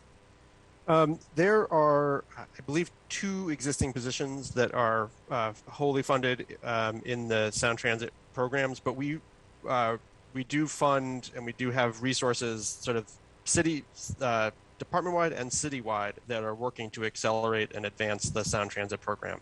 Some of those are reimbursable by Sound Transit. Some of the work directly related to permitting and sort of work with Sound Transit would eventually be or are now reimbursable. Some of that is around the city's work preparing for engaging in the environmental process, but also preparing for station area planning and other activities. So it's only a few people who are 100% dedicated, but there's a phalanx of people who are out there. We had, I think, close to 200 reviewers on an administrative draft of the environmental impact statement, and expect to have the same number of technical experts across the city working on review of the draft environmental impact statement. Great. And then a couple of years ago, I worked with the Mass Coalition to do a study with the Evans School on sidewalk repair. And appreciate Councilmember Morales' question was about neighborhoods that don't have sidewalks at all. Sidewalk repair is another one of those issues that's really important to pedestrian safety. And there were a series of recommendations. And we got this report, I think it was in June of 2020, fully understand that this fits in that category of things that while handling COVID and the failure of the West Seattle Bridge, we haven't gotten to, but I'm wondering whether or not this budget includes funding for any of the recommendations, particularly, again, looking at what hopefully is low-hanging fruit, maybe starting with the 5-year shim bevel plan to carry out the temporary shim and bevel fixes on a plan rotating 5-year grid across the city's entire street sidewalk network? Yeah, so it does. The short answer to that is yes. Some of those vehicle license fee resources that we mentioned are going towards sidewalk safety repair. And we've also continued to work with our existing resources in sidewalk safety repair to get to that proactive sort of 5-year shim and bevel approach. I think that there's also an audit that the Office of the City Auditor has ongoing that I think was requested last year around this. And as that comes due, we're happy to engage on some of those other policy-related items as well. That's great. I might send a couple of questions about some of these other recommendations. And then last but certainly not least, we're really over time. I want to make sure that's a very short question, okay? Okay. The Center City Connector CIP entry list $92 million in unsecured funding. It says unsecured funding strategy. SDOT will work with the mayor's office and city council to determine the future of the project. Separately, the CIP entry notes around $50 million in federal funding. I'm just confirming, one, that this will require federal reauthorization of the federal funding, and two, we're looking at about $140 million or so of a funding gap, assuming that there haven't been cost increases. Jesus already owes me a beer for going a little bit longer than my allotted time. But so let me just take a couple seconds to answer this, because I think it's really important as we think about the C3 and project and sort of where we are with it. And if you remember, a couple years ago, we had a lot of this discussion again. 2019, there was a funding plan. Then the pandemic hit. So we were not able to do some of the work that we had talked about in interfund loan and some other things. We still need to do some of that work to figure out the capital needs, the vehicle needs, some of the sort of operating plan for the C3 project. It will require federal resources. The federal government has moved from going on a sort of line item authorization approach to major traffic projects into major transit projects into a readiness. So if we demonstrate that we're ready, we are able to access those small starts grant dollars. We now have experience making it through that process and successfully securing, we have $80 million of federal resources going into the Madison Bus Rapid Transit project. We made it through that readiness project process, which was challenging. It was a challenge for our department to demonstrate our readiness to FTA. We now know what goes into that, and we are a lot more confident. I'm very confident in our ability to access those federal resources if we can demonstrate a ready project that's ready to go. So a lot of what is going into this is making sure that we have the fundamentals down, that we can demonstrate to the federal government that we are a good grantee for this project. Performance-wise, the C3 project would perform very well from a small starts grant proposal. Connects to existing streetcar lines that have seen increasing ridership prior to the pandemic. It's part of this integrated downtown transit network. It's actually filling in some gaps that aren't currently filled or aren't planned to be filled by our transit network. And I'm happy to talk in more detail about that. But this resource is really for the, as Chris said earlier, about our engagement with Sound Transit, but also making sure that we have and can demonstrate a ready project that can access some of those federal resources. Thank you all very much. I want to echo the appreciation from everyone with Chair Peterson leading off our appreciation for transportation staff members during this time. We know many of your staff members were out in community helping to not only fill potholes, but to fix these bridges. And we know it doesn't take a bridge engineer to know you're moving as fast as you possibly can on some of these fixes. Looking forward to having West Seattle connected and having our entire community have the support they need. As Councilmember Peterson said, we want to make sure that there's full funding there as we come out of this crisis to put people to work and also to connect our city. So more to come and to connect our city with not just cars. So looking forward to working with you. Thanks so much for all you do, and please pass on our appreciation to your staff as well. I owe you both beers.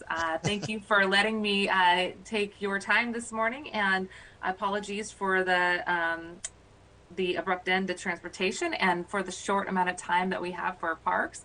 We do have 35 minutes, and Dr. Gide, I know you've been in front of us already yesterday, so thanks for coming back. Madam Clerk, will you please read item number 3 into the record? Agenda item 3, Seattle Parks and Recreation, for briefing and discussion.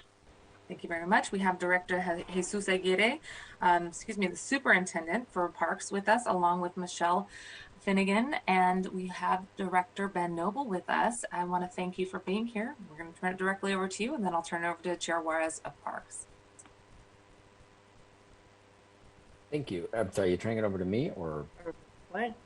We're turning it over to Director Aguirre, and Councilmember Juarez, you will be up first if you have any questions or comments. Thank you. I think I'm good, but go ahead. Thank you for that. Thank you for that elder acknowledgement, Madam Chair. Thank you. So, well, thank you so much, Chair Mosqueda, council members, for the opportunity to present the mayor's proposed budget for Seattle Parks and Recreation for 2022. I want to certainly appreciate, as we jump into this, the great work, even though they're not listed on this presentation. And you mentioned, Chair Mosqueda, with me are Amy Williams and Michelle Finnegan, who lead teams that have developed this budget and work really closely with Director Noble's team, and really want to express great appreciation for all of their work on this. Amy and Michelle will be on call to help answer any questions if I'm not able to answer some of these questions, but I'll go through the presentation here. And as we jump into this, we'll go, the first slide here is obviously the budget summary. And so our 22 proposed budget really focuses on a few things. So economic recovery, including the restoration of pandemic-related reductions that were made in our 2021 adopted budget that impacted our park fund, our general fund, and of course also our real estate excise tax funds. This proposed budget realigns resources to support our commitment to equity, addresses rising costs due to inflation and this ongoing challenging bidding climate that we have with the projects that we're seeking to implement. But it also increases our investments to provide safe and welcoming parks and public spaces for all community members. So walking through the slide, our 2021 adopted budget includes about $98 million in general fund appropriation and $130 million in other resources, which are comprised of several funds, the Park District funding, REIT, as I mentioned. This also includes King County levy funding and then some other smaller capital funds. And in our 2020 adopted budget, we have 939 full-time equivalent staff members included. In terms of our revised 2021, it reflects about a $3.1 million change in which the funding was added this year from the Clean Cities Initiative currently underway. And then also shows a $183 million increase in other appropriations from the 21 adopted budget. And this includes $162 million in capital carryover, which as council members know, this includes projects that are already under construction, some projects that are being held for partners like the Freeway Park work, Green Lake Small Craft Center, Volunteer Park, et cetera. There's a lot of funding there for projects it's already committed. This also includes $3 million for COVID-19 stimulus package as part of the America Rescue Plan, and an $18 million Q2 supplemental changes that were presented to council.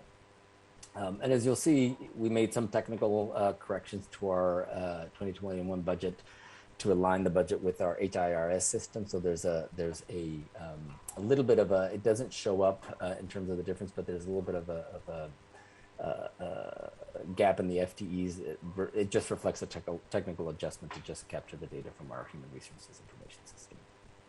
Now, in terms of our 22 proposed budget, so if we compare 22 general fund to 21 adopted fund, we'll go through these in detail in the accompanying slides, but it shows an $11 million increase in general fund resources to our 22 proposed budget as compared to the 21 adopted budget. And again, I'll go through these in some of the coming slides, but the bulk of it is the restoration of general funds.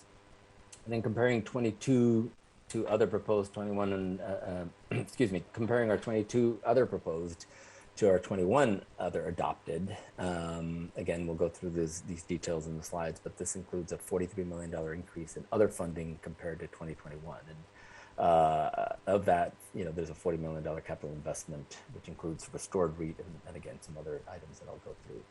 And then our FTE is proposed to increase of just over 20.75 FTEs from our adopted, and we'll explain sort of the proposals there. And then finally, comparing on the slide the 22 proposed to the 21 revised, there's a difference in the general fund appropriation of about $8.3 million, which nets out $3.1 million from the Clean City funding that I mentioned earlier. And the reduction in other appropriations is a combination of netting out the $183 million one-time capital plus $43 million in proposed changes that I just covered. So we'll go into detail on some of these. Next slide, please. So as I mentioned, in 2021, and Council knows, our general fund budget was reduced by $11.4 million due to pandemic-related revenue losses. This reduction was partially offset by realigning $7.7 million at the time from Park District funding from our capital budget, moving that over to our operating budget. And then the remaining balance of $3.7 million to get to that overall reduction was really done with internal ongoing reductions, cost savings,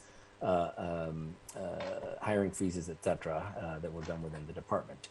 So our 22 budget increases the general fund by that $7.7 million, which then includes the corresponding changes to our Park District to support the operating budget. Also, on the capital side, the baseline also restores $7.7 million of Park District resources into our capital budget to cover those reductions that were impacted last year. So it includes bringing back the allocation for park land acquisition funds, for major projects challenge fund, and then major maintenance backlog. Now, the proposed budget then takes 5.4 million of those restored funding and allocates them differently. Next slide, please. So our proposed budget realigns, as I just said, $5.4 million of the MPD capital funding to support equity goals and some inflationary costs as described on this slide. In terms of workforce equity, this investment allows SPR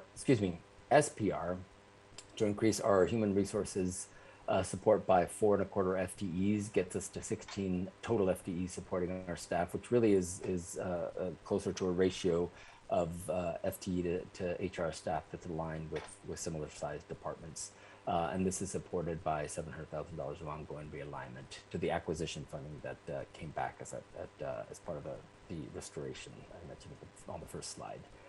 So this adds specifically a workforce equity advisor, a training coordinator that really has been, that needs to be focused on anti-racism training deliverables. It has an HR business partner for the ground maintenance division, which is one of our largest divisions that needs some extra support. It increases capacity for performance reporting, dealing with all the leaves of absences and other managerial needs that takes to support a large staff. And it reclassifies 4 existing positions to better align with their job responsibilities. In terms of line 3, the second component of our proposed equity investments includes additional support for our Pathway to Equity work, this is our commitment to the Race and Social Justice Initiative, and it really calls on us to challenge and change the institutional barriers that perpetuate harm. Our department also recognizes there's much work to do in working to position ourselves as a learning organization that is in constant change of action. So this work requires additional and sustained commitment to dedicated resources.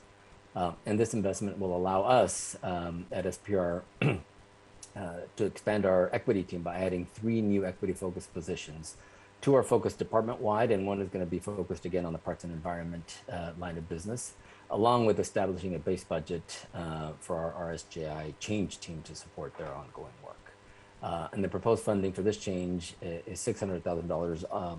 Also includes $300,000 from the MPD acquisitions budget that was showed on the slide earlier, and it's matched by $300,000 of reallocation of our baseline operating costs. In terms of item 4, this budget also reallocates $300,000 from the Major Projects Challenge Fund to begin transitioning to a new program, Equitable Park Development Fund, which was really recommended by a task force that included Park District Oversight Committee members to just make this grant program more effective in meeting its goals. This investment is going to focus on partnering with communities, community groups to make improvements to parks and rec facilities in neighborhoods that have a history of racial disparities in access to green space and in safety from environmental harm. So this change adds 2 positions to begin the capacity building portion of this work in 2022. And as I mentioned at the beginning, this budget also includes an item to address some of the inflation. The first funding cycle of the Park District ended in 2020, as Council knows. These last couple of years, including 2022, are bridge years, and then so that when we begin the next funding cycle of the Park District in 2023. So in those years, we used one-time resources, including appropriations of interest earnings, fund balance, and delaying the repayment of the intra-fund loan to cover cost increases for those 2 years, including things like AWIs and utilities. And so these strategies are not going to be sustainable, but we implemented them to keep our property tax collection at the 2.5 inflationary cap as part of in alignment with the first 6-year cycle. So the 22 proposed budget includes ongoing redirection of MPD resources to right-size those budgets to cover the inflationary increases that go beyond the 2.5, including base costs that have compounded over time, things like utility rate increases and anticipated wage increases, which of course will be dependent on the results of labor negotiations. So you only see a net change of $1 million here for utility cost increases that are covered by major maintenance funding. The remaining 3.1 cover operating costs included in the base expenses that are already appropriated are not going to be backed by the redirection of the MPD capital resources. Next slide, please.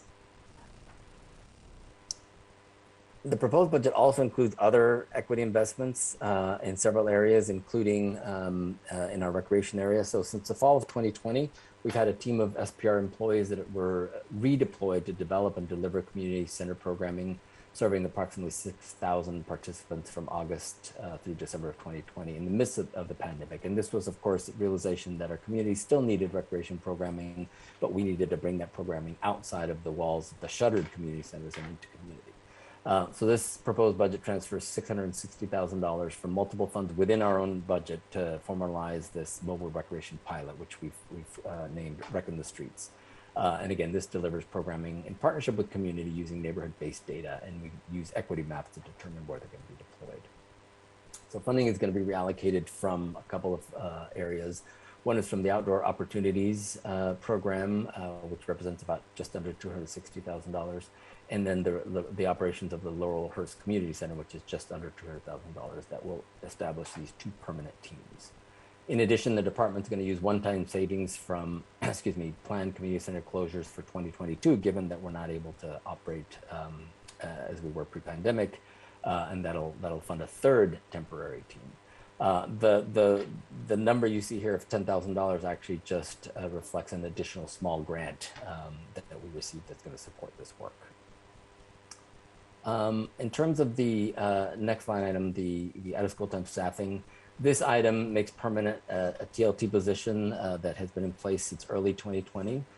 This staff analyst position is a liaison between the Department of Parks and Recreation and our partners at DEAL, and it was created to support the growing body of work that's associated with the DEAL SPP program in SPR facilities. So the position is going to be funded with rental revenue generated from third-party preschool programs that operate within SPR facilities, and it will continue to support the partnership between us, Deal, ARC, and the third-party preschool providers, in addition to overall efforts in early learning initiatives within SPR.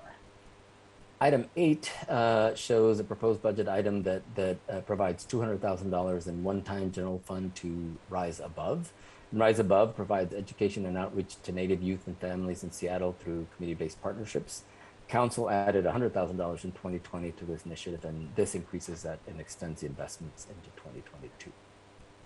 And then finally on this slide, line 9 shows an increase in ongoing appropriation for language service stipends.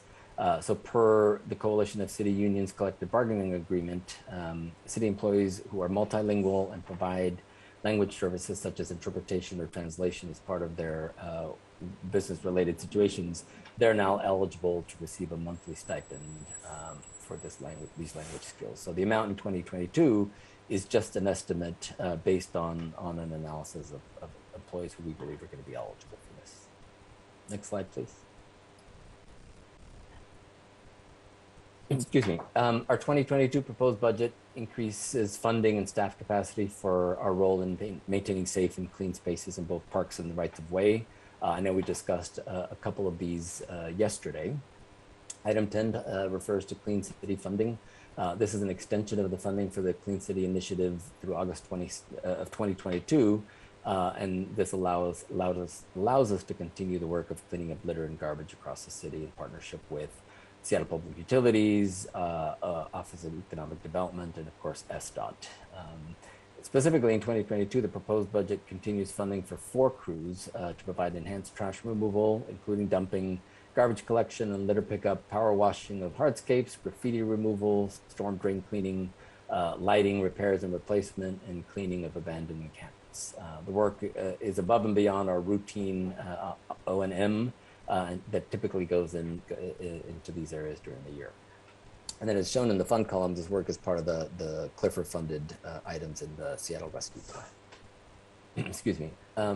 Item 11, again, we discussed this one a little bit yesterday. This adds $900,000 in additional resources to support the increased demand on SPR in terms of the impacts of serving the unsheltered populations in our parks, including litter removal, site restoration. We take the lead in the storage of personal belongings when folks are connected to housing.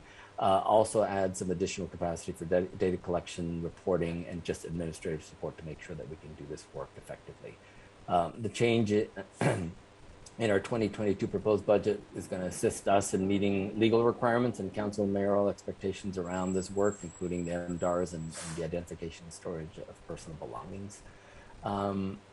And then item 12, we also discussed this yesterday, as our parks have been used differently, as our parks have had encampments in them, particularly ones that are there for long periods of time, there's been lots of damage that has been occurring. And so this line item adds $2 million in one-time funding to restore the properties that have been severely damaged. And this kind of restoration, as you can imagine, varies by site, depending on the size of the encampment, depending on the way that it was used. So this is just an estimate to help us restore approximately 50 sites.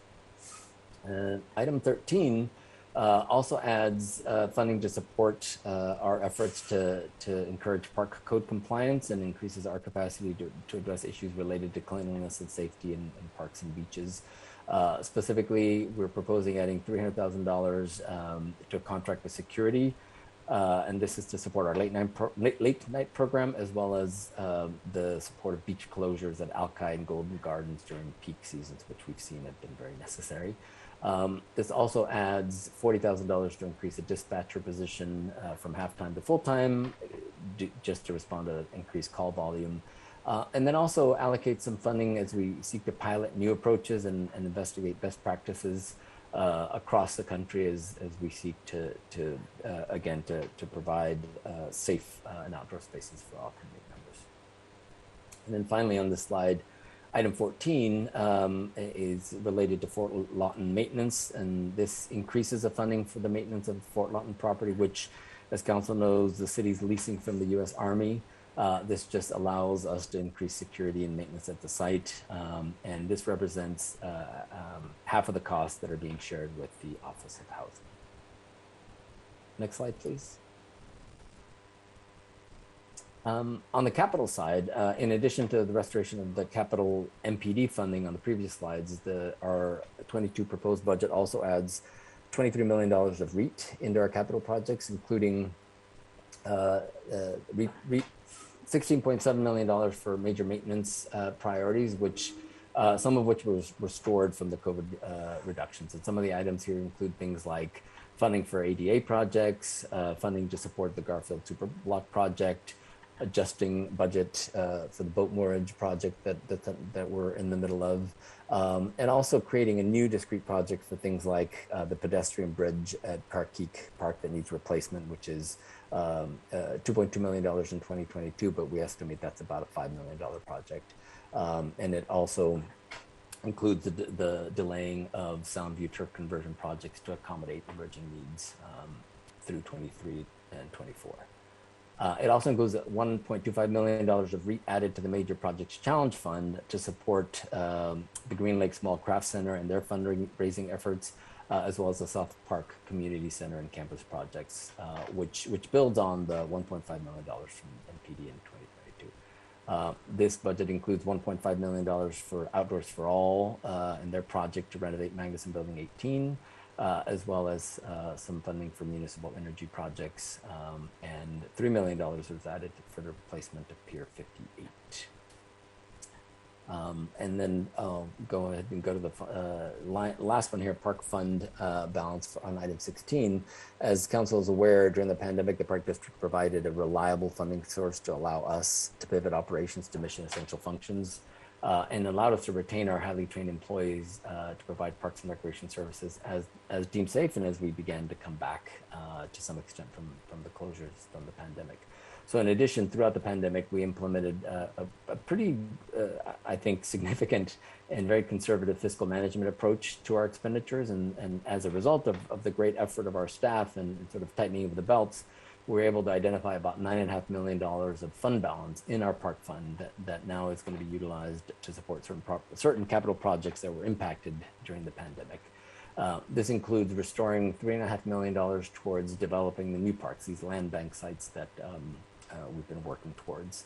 And it's also important to note that in 2020, we allocated $4.7 million of Park District funding for land bank site development, which impacted numerous projects. And so we're replenishing $1 million of the acquisition funding here. We're also establishing a $5 million reserve for the future renovation of the Lake City Community Center. It's important to note that this commitment is in addition to the funding already in place, which is $11.5 million, plus a $5 million commitment that was made in the endorsed budget that was going to be funded as part of the next cycle of the Park District. And as we know, these amounts get us much closer to fully funding the project. And then, of course, we'll use all of the funding sources. We'll align all the funding sources to the project timeline here. Next slide, please. And then finally, I want to just reiterate SPR's commitment to equity in aligning our fiscal resources to the value of equity and the commitment to being an anti-racist organization. Overall, our 2022 proposed budget centers equity on both operating and capital proposals, with the majority of proposals funded with reprioritized base funding. We take this approach in support of the needed recovery from the global pandemic and associated economic crises, along with the need to lead with deliberate strategies to respond to the racial reckoning highlighting this historical and ongoing systemic racism that exists in our institutions. These investments are in addition to the equity work we already do as part of our daily operations, including contracting and purchases with WIMBY firms, advancing equity in our hiring and practices and through our required RSGI trainings, community granting programs like Rec for All and Get Moving to focus on BIPOC communities. And the changes being proposed mostly within our base budget build on our overall effort to continue to build an anti-racist workforce and workplace, and to lead with equity in how we deliver services to the community. So with that, I know we're short on time, so I'll stop, and I'm happy to answer any questions and call on Amy and Michelle to help me answer any questions as well. Thank you very much, Director Aguirre. Councilmember Juarez as Chair of Parks. Any additional comments or questions? I'll be very brief, Madam Chair. This has been a really interesting budget cycle because, as you know, Seattle Park and Rec, their duties and responsibilities and the corresponding budget report spans between many departments now that we didn't do in the past, most notably with SDOT, SPU, HSD, and as we learned yesterday, with the King County Regional Housing Authority. So we have Jesus's presentation today on clean cities, and I want to focus a little bit on that. And yesterday, when we went through the citywide homelessness response, notably slide 3 and 22, and then this afternoon with the COVID response and recovery, page 21. So we have parks doing things that they didn't traditionally do, but are responding to and have been laser focused on the pandemic. But we are asking more of our employees, our park employees, and we are requesting, obviously, we work with Jesus on this, on the training and the data, but also laser focused on park employee safety. That being said, I wanted to point out that I'm glad that we're restoring, though I'd like to see more, 7.7 million back into parks, because if you remember, both parks and library gave up money out of their budget back to the general fund to respond to COVID. And I'm glad to hear, and we've been continually saying, and thank you, Superintendent Agarre, that we've been able to retain our employees, which has been great. But we do want to expand the training and the data so we can not have people doing jobs that they did not sign up to do. And this last year has been very intense about the employee safety. We've met with labor and folks from different places about what that means, and we see that that's provided for in this budget. My only concern on the Clean City Initiative, two things. We're going to be working with SDOT. You've been working with SDOT, SPU, and HSD since the winter, almost since December, January, and we've been coordinating that. And now we're going to fold in the King County Regional Housing Authority. So we've been doing that, and it looks like we're more institutionalizing it and funding it and keeping it up. So with all that in mind, and I know we got 3 presentations going that are all focused on Parks and Clean Cities Initiative, cleaning up the park, restoring the park, keeping it safe, and also having the sanitation systems, the hand washing, the purple bag, also picking up the needles in the trash. My concern is this, Jesus, and we've talked about this, so I'm not doing a gotcha thing. I'm concerned that we're only funded through August of 2022. I don't think we're going to be out of the woods on the pandemic or the homelessness crisis. And we have been seeing, even before we had COVID, what the hygiene issues are. And this is, I'll bring it up again, obviously, with we talked about it with SPU as well. I think the good thing that's come out of this is the organization and the delegating and how this city department, Parks, has been working really well with SDOT and SPU and now HSD in King County. So I'm thinking in the next 6 months, we'll have a better sense of how that all gels when some of these folks from HSD merge into the King County Housing Authority. And also, I like what Councilmember Morales asked yesterday, which we will continue to push with Parks and HSD, that we keep the geographic entity piece in there, that we are focusing on the nonprofit groups that are already providing services to those particular neighborhoods to get people indoors. But as you know, and what I've learned from your employees, Parks is doing more than just cleaning up and restoring with their staff, particularly with the community centers. So I appreciate what the presentations and also the presentation we'll have this afternoon. Now, like I said, I was looking at it on page 21, the Clean City Initiative for 6.2. So I guess what I'm going to be coming back at and what I'm going to ask my colleagues to take a second look at is I think that the executive should probably go beyond August of 2022. And I know why, because the ARPA funding goes away. But I think as we all have learned, and I won't name any particular institution, well, I'll name a few, that the homelessness crisis isn't going to go away. And everybody should have a homelessness plan, whether they're WashDOT, SDOT, Sound Transit, Seattle Public Schools, City of Seattle. We all have to do this. We all have to have that plan. It should be part of an essential governmental function and service that is funded and not just a one-time, one-and-done deal or maybe a 2-year cycle deal. I think this is going to be part of what government delivers. So I will leave it at that. Thank you, Madam Chair. Very well said, Councilmember Juarez. Thank you for your leadership on this committee. And I want to just reiterate what Councilmember Juarez said before I turn it over to you, Director Gide, for any comments.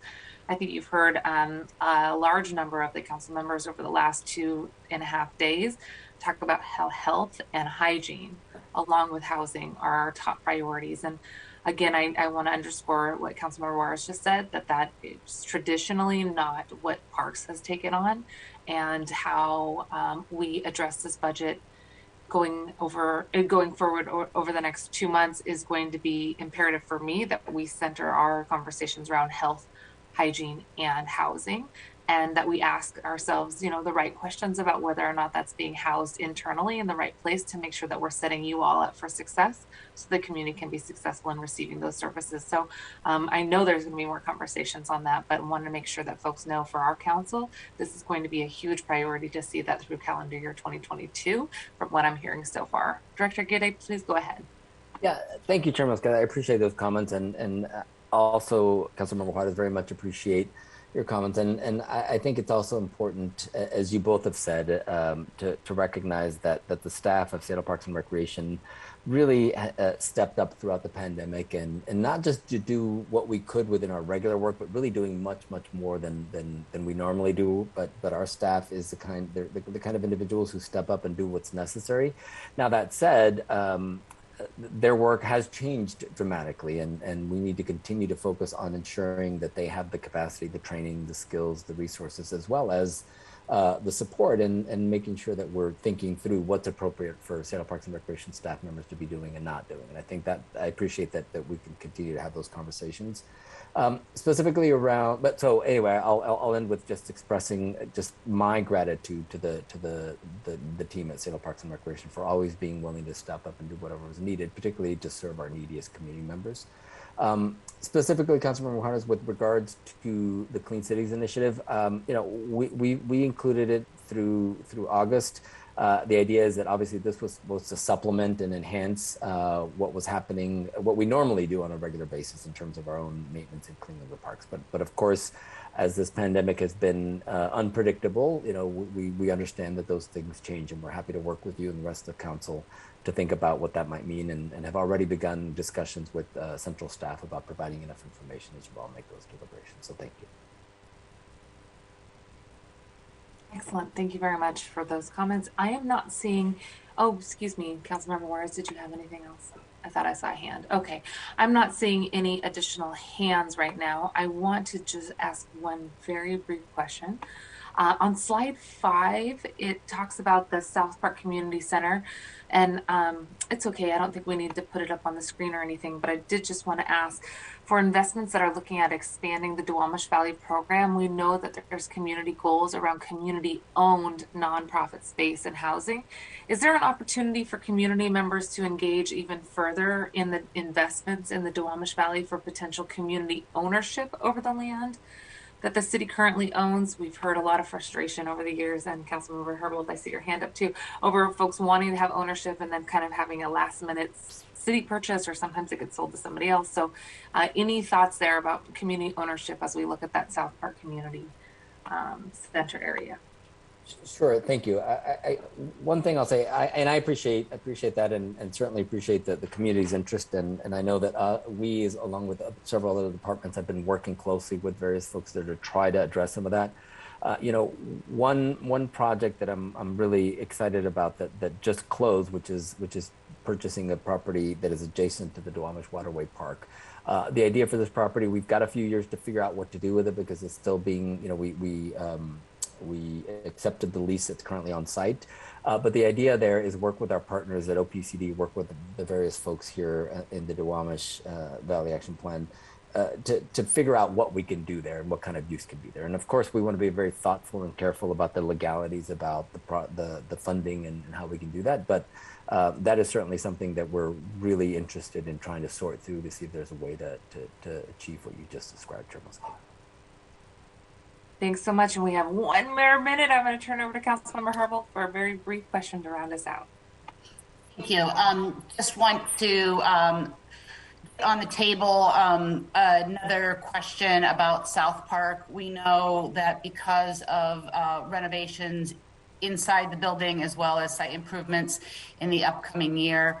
That the community center is planned to be closed the fourth quarter of next year. And I just want to highlight, historically, there's a lot of activity that goes on in this building, and the community has so many barriers from the rest of the city, and of course is also experiencing the additional burden of significant increase in through traffic for the bridge closure.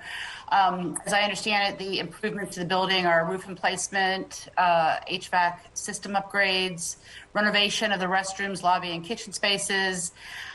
I'm just really concerned that this work is going to require that the property, the facility be closed for more than a year.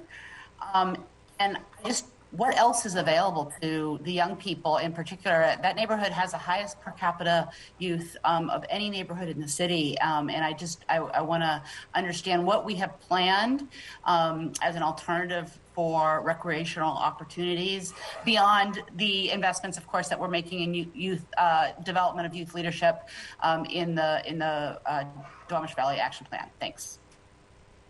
Yes, thank you, Councilmember. I mean, I agree. This is a challenge we've been working through, and we started these conversations, pre-pandemic, trying to identify alternate sites.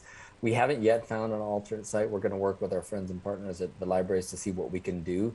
I mean, I think on one level, this is a tremendously exciting project because the entire campus is going to get refurbished. It's going to get transformed, which is great. But as you said, we've got to work through the challenge here on the interim piece. Now, part of is one of the proposals we've got in this budget is this idea of this wreck in the streets, which is really sort of a way to formalize our understanding. We need to move our recreation and programming outside of the walls of community centers, and not just this was even pre-pandemic, right? We want to go out to communities that may or may not have a community center within walking distance, et cetera, but really trying to do as much outdoor programming as possible. So we're certainly going to be doing some of that. But as you said, this is a challenge that we're trying to resolve and working really hard to see what else we can do.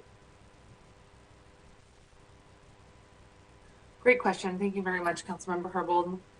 I'm not seeing additional questions, Director Aguirre, and as Councilmember Juarez noted, we see parts of parks represented in almost every presentation. So thanks to you and thanks to your team members who we know have truly been essential in this time of the pandemic and in many ways have put their health and their family's health on the line too by being out there every day, but you have helped to create more healthy communities for everyone. So please pass on our appreciation, and we look forward to working with you over the next 2 months as we finalize the budget. Lots of questions I think to come about how we can support you all and also make sure that we're appropriately housing our outreach and cleanup in the right spot. And I know there's going to be future questions on that. So thanks for the work you've done, and thanks for the work you're doing on top of your already busy workloads amongst your staff members. We appreciate you. Thanks for being here today. Thank you so Colleagues, much. that does end. Oh, excuse me, Director. I was just going to say it's an honor to be a part of such a great team. So thank you for highlighting that. They're Very fantastic. Nice. Thank you. Thank you. We're going to go into recess. If there's no objection, we will go into recess until 2 p.m. where we will have our final session on COVID response and HSD departments.